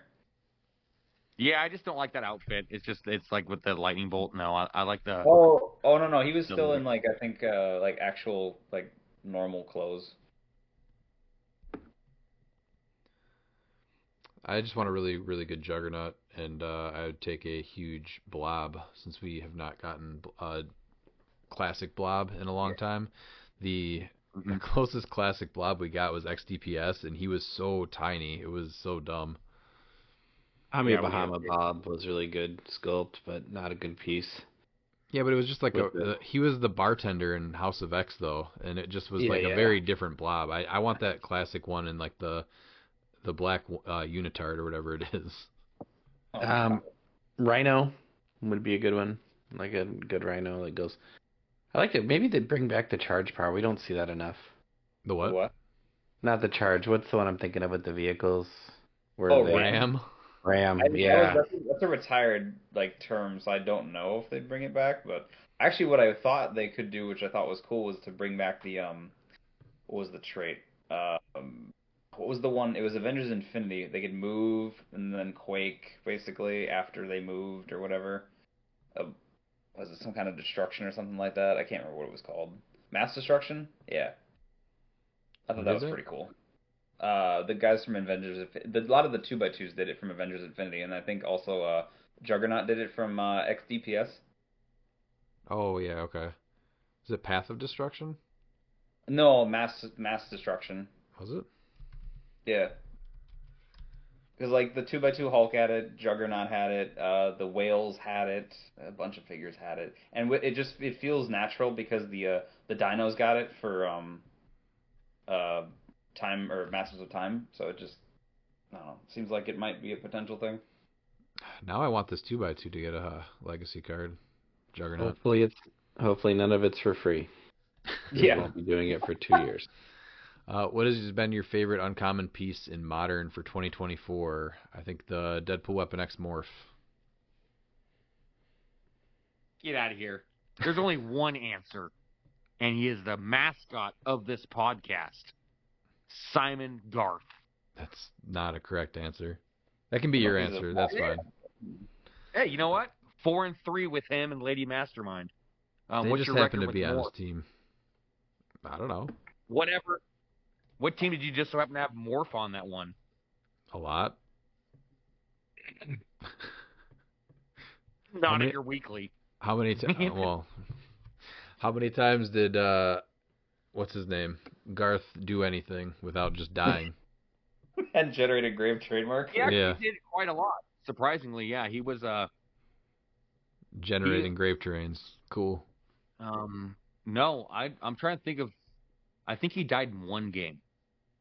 Yeah. Because he's ignorable and nobody cared about him? No, yeah, exactly. They were scared of him. He was ignored because they were scared. No, that's not ignoring. That's not how it works. That's being scared because, they were scared. He had to protect Black Adam. Okay. Peter Dan, any favorite uncommon piece from 2024 in Modern? Daniel, you can go ahead. I'm trying to figure that out right now. Sure, this is a piece that you recommended to me, Pete, because I actually didn't play that, or I didn't get that many uncommons this year. So it is the White Fox from Deadpool Weapon X. Well, that's a good one too. Oh, that is a good Dan piece. Damn it for me for pointing that out to you. Man, I don't know. I played a ton of them because I normally pull like crap, so you think I could think of one. I guess the other one now is the Uncommon Strife, because he is now on my Modern build and is quite the good butterfly swap-in. I feel like uncommons are hard to pick. I had way more commons that came to my mind. Yeah, that's my problem. Is every time I think of one, I think it's either a rare or a common. Yeah, so I only had 5 uncommons this year that I currently own. So that was slim pickings. So Simon Garth is one of those, right? He's 2023 Miles. He doesn't count. He did come out in 2023, didn't he? He did. Yes. Miles cannot follow instructions when it comes to Simon Garth. The love is too powerful. Yeah, I guess that does change my answer, unfortunately. Fortunately. What do you want to go with now then? I'm going to have to go with the uncommon from Masters of Time. What's that uncommon Batman? Which one was that one? The uncommon Batman. Pirate? No, he's a rare. Oh, he is a rare. Never mind. See, I get those messed up too. Beast Boy Velociraptor. Okay. Solid choice. Yeah. I'm gonna go Nick Fury and Goose. Okay. I just think he's wildly fun, and I'm gonna play the crap out of him coming up here. Oh, okay.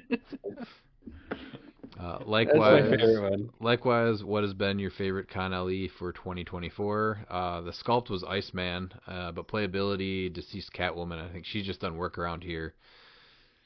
But Iceman, it was really cool to see him make two, what was it, top 8 builds? Or 9 and 4, something? Yeah, 2 top 8s. Yeah. Yeah. Batman of Zurinar. Yeah, Zurinar. that's a good one too. Yeah. That's mine. Love it. Love There's the one piece. I'm gonna build. I'm building around in modern. So, Deceased Dark Side. Really? Interesting. Yeah, you put some parademons on the team, and now they can't really kill them that easy Yeah. because you could just have them kill the parademon instead. For Dark Side. Yeah, the parademons are crazy. So you give them like the Hell Cycle to give them hypersonic speed or something for a movement attack.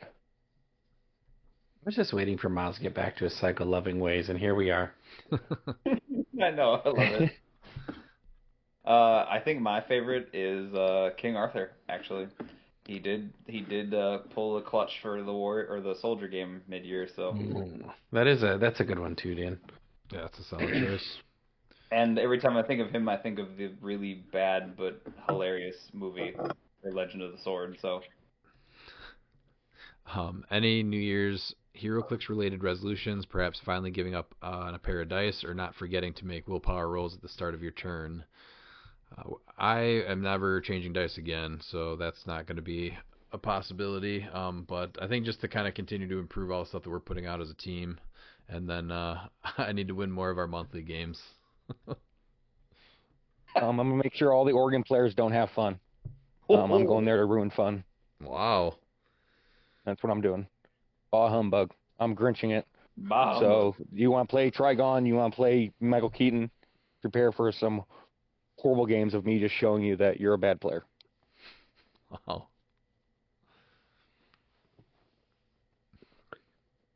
I'm gonna steal Redmond's dice. That's my resolution. You're gonna take my dice? It'll be the great dice heist of 2025. he's gonna use your dice in front of you and just freak you out. Every Like, time every time I get a chance to roll his dice, that's what I'm going to do going forward. I'm just going to pick him up and roll him because he can't stop me.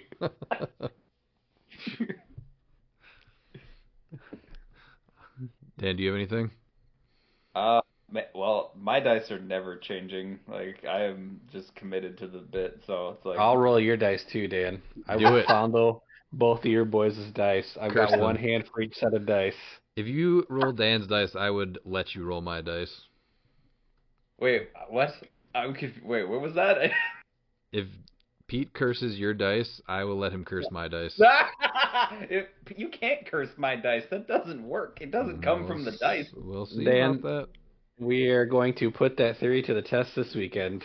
Okay. All right. Immovable object, unstoppable force coming at each other. I love it. I love it. I'm here for it.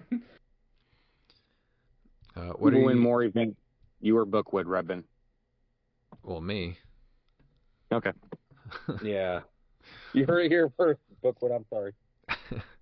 What are you Are building? we taking bets on that? McConnell, let's go. Oh yeah, McConnell Lamar here. What are you building with in pre-collector's trove 300 modern age? I've been going back and forth between Monster and Mystical. Thankfully, King Deadpool and Elsa Bloodstone have both, so they're on the team for sure. I am going Warrior. Actually, I'm digging the Prime Black Panther. So, and with Achilles now, it's getting TK is like it's there. I have TK. It works.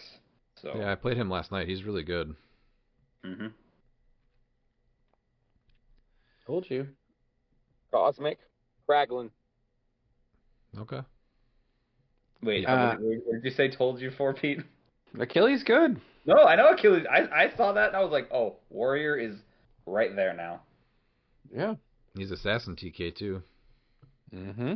Oh, look at you. You finally got some Assassin TK. And he's got a nice white suit. Very clean. Sure He makes your favorite piece, Pete. So it's like, hey. Mm-hmm. He's great. I'm building on theme, McConnell, because I just think, honestly, just kind of counter building stuff to deal with Beetlejuice, because it's just going to be pretty rough to not play HeroClix, but still put everything on the board and say we're playing HeroClix. So that's what I'm dealing with, non-theme. For Degaton, put him on the other side of the map, and that way he can't mastermind anyone, and he's dead. Except that he's going to have first turn immunity, and he just moves to his other teammates. Depending on the map, that's actually hard to do. Like if you're indoor on like bunker or something, you could just stuff him in the corner. Yep. All right. Are Trigon and Darkseid concerns in that format? So, I mean, Trigon without the Soul Sword and Darkseid without being able to exploit the barrier, unavoidable damage, I don't think really are either are issues. I don't see it. No, not in Modern. Make sure that your opponent's not stalling. There's no reason to take 8-minute turns when you're one figure. That's one thing that I really think people need to be more aware of. There's no way that you can stall with Trigon if you're playing him at 300 points. Oh, you would be surprised how people stall. Yeah. Yeah. I don't. No, it's gonna happen. It's gonna happen because and with any tempo, like even in the sealed events, you could see some people were taking longer turns than they should have with Darksides. Well, just call a judge because it's obvious that there's nothing you can do. Be more like prepared for that and just and because there's no reason why their turn should take any more than 2 minutes, even with an attack. Oh, 2 minutes is long. You should know exactly what you're doing. That's what I mean. Like 300 points. No more than 2 minutes. Yeah. Here, let me tell you your turn. Willpower roll. I'm gonna attack that thing. I'm gonna prob it. I'm gonna attack it again. Okay, your turn. Maybe I'll sidestep. Yeah, that's it. Come on. Let's all be reasonable about this. When do you think we will get Eli Kanto? This guy was my top want for Assassins, so hopefully we either get him at the King of New Orleans event or a Champion Clix Open main event in March. But he was announced, early before Rock Cup. Yeah, it was before Rock Cup, wasn't it? Yeah, it was. Yeah, because it's one of the figures that Porter showed off. Yeah. Because it was Kanto, and there was another one too that was Mantis. shown that Mantis. Yeah. I think that it's going to be the King of New Orleans. That would be cool. Because Crampton was talking about another figure that hasn't been shown, and he's talking about it, and I think Kanto would be really cool. They could hope soon. He's got a sweet hat. He does. Mm-hmm. I think they'd release them both at the same time. It's getting kind of long. What are your hopes for a Wild West OP kit, and which Wonder Woman do you think was chosen for the Legacy cars? I need a Meta Cinnamon. She's not. They've already been shown, except for the Legacy card. Oh, really? They're okay. Yeah. Star Clix Troopers shared it on Facebook. I missed that then. What was it? They're okay. Damn it, it's not Cinnamon? She gets she's in it, isn't she? She's in it, but she's not good, is what I'm saying. Oh, that Make sucks. Cinnamon meta. Yeah. Is there a Wonder Woman with a cowboy hat? Because it's probably her. It's from Outworlds. There's one. Oh, there it is. Yeah, there is. Yep. All right, that's the one then. And then he hashtags the search for Mephisto continues. How have you not gotten a Mephisto yet, McConnell? Can somebody get this? I blame the community, because if nobody's offering the nicest dude in HeroClix a Mephisto, we failed as a community. Somebody get McConnell a Mephisto. Yeah. You know, look, work your magic. You always find crazy stuff. So come on, get McConnell a Mephisto. He's like, he could probably take like a tube of chapstick and bring it to a convention and eventually turn it into an Ultra Chase Mephisto by the end of it. I think so. Bookwood? Yes. Yeah, I guess he is pretty good at that. Yeah, I will give him that. There's some shenanigans here. I was gonna say, and I thought I wheeled and dealed, but yeah. Garrett Schnathorst with at least one bystander token in Collector's Trove being a piece of equipment. What else do you think bystander Pog tokens can be good for besides characters? Examples: equipment, traps, affect terrain, wandering, enemies. I don't know. Thoughts? Honestly, I don't think I like them as anything else but bystanders. It just kind of seems cheap. Just give us a three-dimensional object or actual terrain that's made out of cardboard. Well, and then now you're talking about with chase boosters, you see the prices of figures like Weasel. Just what we need is a 5-point object that gives flight and toughness. It's going to be $150. Yeah. Because it's not going to be readily available. I think it's a bad business practice to do that stuff, especially with the unless they figure out a better way to distribute and get more of these chase boosters into other people's hands. Because it's just so limiting right now, especially like with the ridiculous amount of bystanders that Deadpool had. Oh yeah, it was a lot. Thankfully, most of them are trash.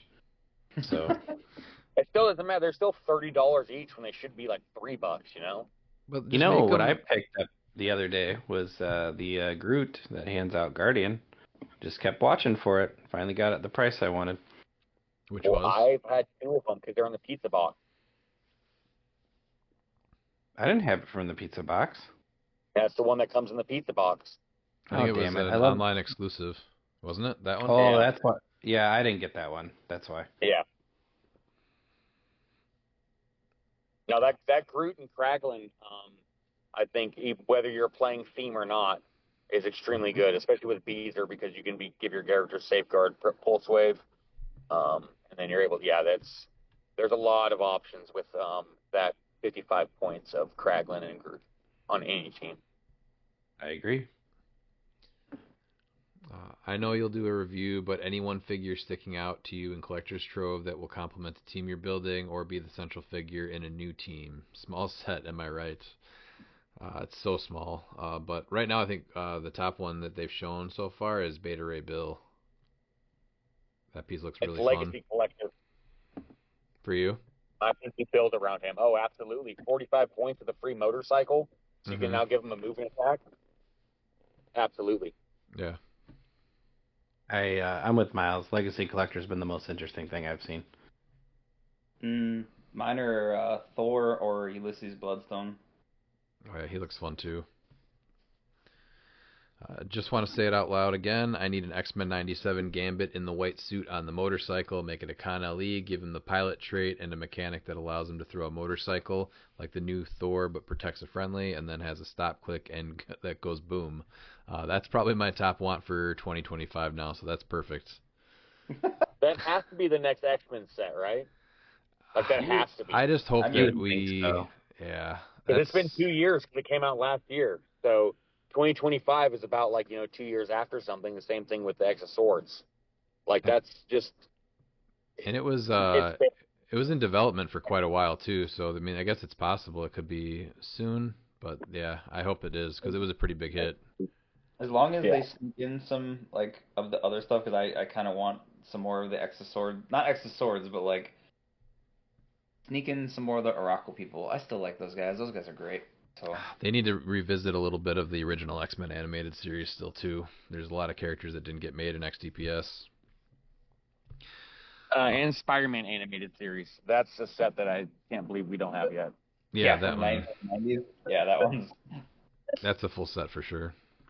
And then he finishes with Happy Holidays to all. And then Jeff Dumas, you should make an RTFC merch. I think that's a great idea. Consider that one made, so keep an eye out for it. Pete, would you buy that one? I mean, I'm basically responsible for it, so I feel like I should own it. I feel like you should buy it for me, actually. Now that I'm thinking about it. That's fair. Maybe we should get matching shirts. You can have one without sleeves, and I'll have one with sleeves. Why don't we mix it up and I'll wear sleeves and you don't wear sleeves? I could do that too. Can you actually fit those arms and sleeves, though, is the question. No, I would bait and switch you, and then we would just both show up with no sleeves. As I say, I don't need you being halfway through a game, I can't feel my fingers anymore. Because all your circulation's cut off. So I wouldn't want that to happen to you. Thanks for looking out. Mm-hmm. Michael Donick, thoughts on D&D Iconics not matching the original solicits? I'm kind of sad that we're actually not getting the D&D inspired map. And then just, again, similar to the Valentine's Day thing, no communication of it disappearing. Also not a good look. I find that strange that that's happened in 2 things now. Yeah. Yeah. I just find it strange overall, right? Solicits. Odd, yeah. I don't know. I still think the Eye of the Beholder is awesome, though. The bag alone, the equipment that come with it alone is awesome. Much less the nonsense that the Eye of the Beholder's going to do. So I'm still excited for the actual the Iconics kit or whatever. But yeah, it's kind of sad that we're not just getting a D&D inspired map. Yeah, that would have been cool. Why is Konstantin Savitsky, why is Camelot team the best team? You've had success with them, Constantine. It is a great team. I mean, Mike made a great team, and you executed it really well. So you can't argue with results. It won 2 states and placed really high in another one you played it in. Yeah, I think it's always finished really well. So it proves that it is. Is radioactive clay the play against turtles? I think the number one play, like turtling teams, is what I think he meant. But I think the number one play is Galactus, so that they can't camp the edge of the map. I mean, yeah, for 25 points, that's real good. Mm-hmm. Any other play? Turtling. Yeah, because there's not really like any alternative win conditions. So yeah. Or I mean, obviously like. I think turtle teams. I think like Gen Kale. It's like, well, you're not modding your stats, so I gotta hit like if you've got like high defend, right? But it's easier than hitting like a 23. So. What about just the piece that's just sitting back, though, and not doing anything? Just sitting in their starting area? Anything else that would actually... Radioactive plays bad, though, because they're giving up 5 points. Yeah, but if it breaks breaks everything... Well, you have figures now, though, that they can turtle all they want. You can still see them. Like, even the Colossus team now, there is an answer. No one's displaying them. And I still think it's good. Yeah. Are any of the new I believe we have an audio drop for it. What's that? That figure. Do you want to do it? Do you got it? I cannot find it. I do not. Are any of the new trove chases we've seen going to be meta? I think they all look really cool and fun, but I don't see them making any competitive teams. But maybe the Loki. But I'm excited to see the other ones still. You don't think there's anything with the Doctor Strange? I don't think so. I think Loki will. Yeah, I think Loki's. There's a possibility there, I think. What do you think's good about Strange? I don't know. I just think he's interesting. I don't know about things. He is interesting. I just don't know about the 40-point line because he just like you get off the special damage immediately if you do the like one shot that deals because a lot of the Darkhold ones deal damage to friendlies and stuff. So, like yeah, he gets to make a free attack, but I don't know, getting off that Darkhold or the Darkhold damage power is kind of rough. So I don't know. He's got 40-point prob. Have we seen all of the I think one so. shots? I think the Darkhold one because there's 4 of them. There's the Diabolical Bargain, Evil Entwined, Occult Retribution, and Soul Siphon. I think there's one more because we have the Agatha chase still. That was shown at World. Yeah, that's true. Okay, so we've seen most of them, I guess. But that I was just basing on what I had seen was the 4 of them are pretty much dealing like a lot of characters like self damage. So it's 40-point prob with flight, so he might make a couple teams, but you're definitely not building around him. He's probably more of a I still need prob on my team piece. And are we even sure that we're going to even be adding a lot of those Darkhold one-shots to the sideline? Because, I mean, with only 6 sideline slots, a lot of teams are going to be having a full sideline. Well, you can add God is it up to? Yeah, you can add up to 3. So you could just do 1. And it also, they don't count against your sideline. No, they do. Yeah, when you read it, it does. No, they don't count. No, they don't count against your sideline limit. It literally says that they don't count against your sideline. Oh, his specifically does say that one. Okay. That's why I said he's the only one that I think.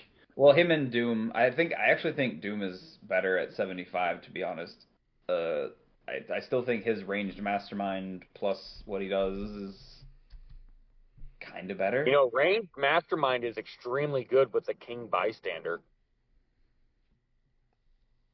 Sure.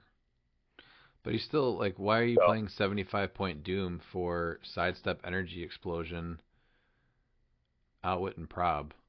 75 points for that? I don't know. Yeah. And you're not paying more 225.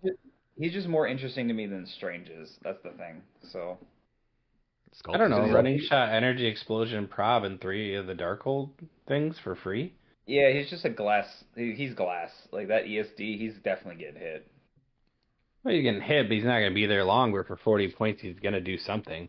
Yeah. You still get the free attack. Yeah. No, I don't disagree with that. I just that's when I saw that Doctor Strange, I'm like, oh, he's literally just going to get hit and die. We can argue this on our set review. All right, wrapping it up with Recyclops Shroot. Systems booting up. Recyclops Model 101 online. Redman, after crashing into the birds, I thought I was a goner, but I am Recyclops. Stronger than you. Not possible, Recyclops. Sorry. As a player, what is your opinion when you see a player throw something or knock stuff over, or just poor manners, table etiquette overall? To me, it's just a game and meant to be fun. I think it depends on the situation. If you sat down in front of me, I'd throw your stuff right into the street. I mean, that's what happens when you're a cliX bad, because I've been doing a lot of detective work, and I think I've figured out who you really are, Recyclops. You're a cliX bad. Thoughts on Silver Age being a Highlander format? I think it would help prevent against stupid shenanigans like Saturnine. I personally do want that, but I don't expect it to happen. Would you guys be for that or against that? Oh, I'm 100% for that, except for generics. And there's certain figures, but yeah. Yeah, I've been a Highlander player since like the get-go. I mean, I only generally own one of every figure, unless it's like a figure that generates a figure. So I'd be fine with it. I thought it was wildly fun to build Team Highlander Silver for our event. I think it's an underrated thing to use, but I think more than likely you're going to see Saturnine get restricted. Well, 4 for 4. I don't see any way to should not. It's better as a Highlander. What does a good meal before a cliX event consist of? Anything that keeps you hungry until after cut. Did you say anything that keeps you hungry until after cut? Sorry, full, not hungry. So that you're not hungry. Wow. Like, getting late. Did you guys have any specific meals? No. Clog everything up, get some chicken McNuggets and a ton of cheese. Okay. I'm not sure if that's good advice. It's something you can do. I mean, I'm a weirdo and I enjoy like my vegetables, so like I'm trying to get like a balanced thing to make sure I'm like at least mentally there with whatever I need in my stomach. So see, that's why a plant team would be perfect for you, eating your vegetables. I like to go into an event with nothing in my stomach except for caffeine, so that way I have that jittery, hungry thing. That way I'm really... That's underrated, actually. Yeah, you know what I'm talking about, right? Oh, yeah. Yeah. That's every morning for me. Where you had just enough caffeine from the energy drinks or coffee to just be right before the, like, where you're too jittery and just everything stops working. That's every morning for me until like 11 o'clock. What is it? Rumors on the streets that Redman is a fan of Cane's. So Raising Cane's is like right down the street from our local venue, and I will go there. I order stuff for myself, my daughter, and Oliver, and they have our stuff ready to go before I even filled up our sodas. So they are ridiculously fast, and it's not too bad. As someone who raises canes himself, I agree. It's a pretty well-oiled machine. I mean, of the two, full disclosure, I love fast food. Like, I have a thought on every fast food restaurant we want to talk about. But as the two options is Cane's or Taco John's, I'm always going to Cane's because I'm probably not making it through a whole game before running to the bathroom at Taco John's. Yeah, the last time we went to Taco John's, we all had to go to the bathroom within an hour. And so I told the kids, they'll be like, can we go to Taco John's next time? I was like, no, we're not doing that. No. Yeah, I never had a problem with Taco John's. The only thing I want, like, the one time I ordered, so I just tried Raising Cane's for, like, the first time a couple weeks ago, and it's very good, but also don't ever over order. Like my eyes were bigger than my stomach. I still ate it all, but I did not feel great after that. That's one of my problems, and I never learn my lesson. I always just over order and then overindulge myself. See, I like just saving it for later. I don't know what that is. Oh no, Redmond loves pocket chicken. Oh yeah. Yeah, I've heard of pocket biscuits. I didn't realize that, Oh, pocket chicken. Pocket chicken. Full pocket chicken. Oh yeah. Who would win in an arm wrestling match between Redmond and Aqua Miles? I think that's how nemesises are made, so we won't even entertain that. No, it's called a what if. So you can go ahead and put your write money your own down. story. Yeah, write your own story. Also, you know who would win? All of us, because you would see those two. You would see those two titans go to an eventual stalemate and just settle it with peace and love, and then the rest of the world would follow suit. It's hard for me to even put him at my level yet because he has to first take out Captain Calder. Redman? Rebgorn. He said Redman. Oh, he said Redman? Oh, yeah. yeah. Redman, okay. yeah. Okay, I put, Redman. Yeah. I guess that's not even fair. Also, Dan versus Pete. I'll defer to Daniel. He's a younger, better looking, more charming. He's just better in every way than I am. So but you can't always do that because Calder was the better looking, younger, and charming version of me. And I replied to Mr. Schrute, and I said, "Look, A, I love Pete, so I'm not going to be doing that. And B, Pete would get me because Pete's a more technical person when it comes to stuff like that, so I would lose based on pure technical skill." Listen, Miles, and I know you're the only one who can hear me right now. I was being polite. I'm wily. I got this. Okay? All right, because that's where my money's on. I'm sorry. The wiliness. Yeah. I could take you all by myself with one arm. I am a cybernetic organism, living tissue over metal endoskeleton. Generic Terminator music plays to avoid copyright strike. Until next time, I'd like to come at an event. I'll be back. Feel free to take a week off because I hate you. Yeah, don't be in a rush. Yeah, don't rush back. Yeah, it's okay. We'll survive without you. All right, that's going to wrap it up. Do you guys have any final thoughts? Dan is handsome and charming, and I look forward to seeing all of you this weekend at the monthly event. I can't wait to see what shenanigans, and just know that I will be rolling other people's dice on camera all day long now. just for the shenanigans. Pete, when you feel the fraction that is my power, don't get too close to it. I'm just gonna say that I'm happy that you guys were able to help me find my smile tonight. So that's good. Yes, I'm glad we found your smile too. I was a little worried about you earlier. Yeah, when you started saying I'm full circle. Full circle. We have a bunch of videos up or going up on YouTube. I finished the Monster October Championship Storm Zone cut, which is up there already, and then Oliver, Christine, and I did an unboxing for Black Panther. That'll be up in the next day or two, and then there will be a new Tide to Tide out on Monday the 23rd. And again, if you want to check out Bookwood, just getting absolutely smashed by me in about 20 minutes, check that out in the live game section. Just head on over to that YouTube page, give us a subscribe while you're there. Thanks for listening, and see you next time. And if you're not down with that, we got 2 words for ya! Click it!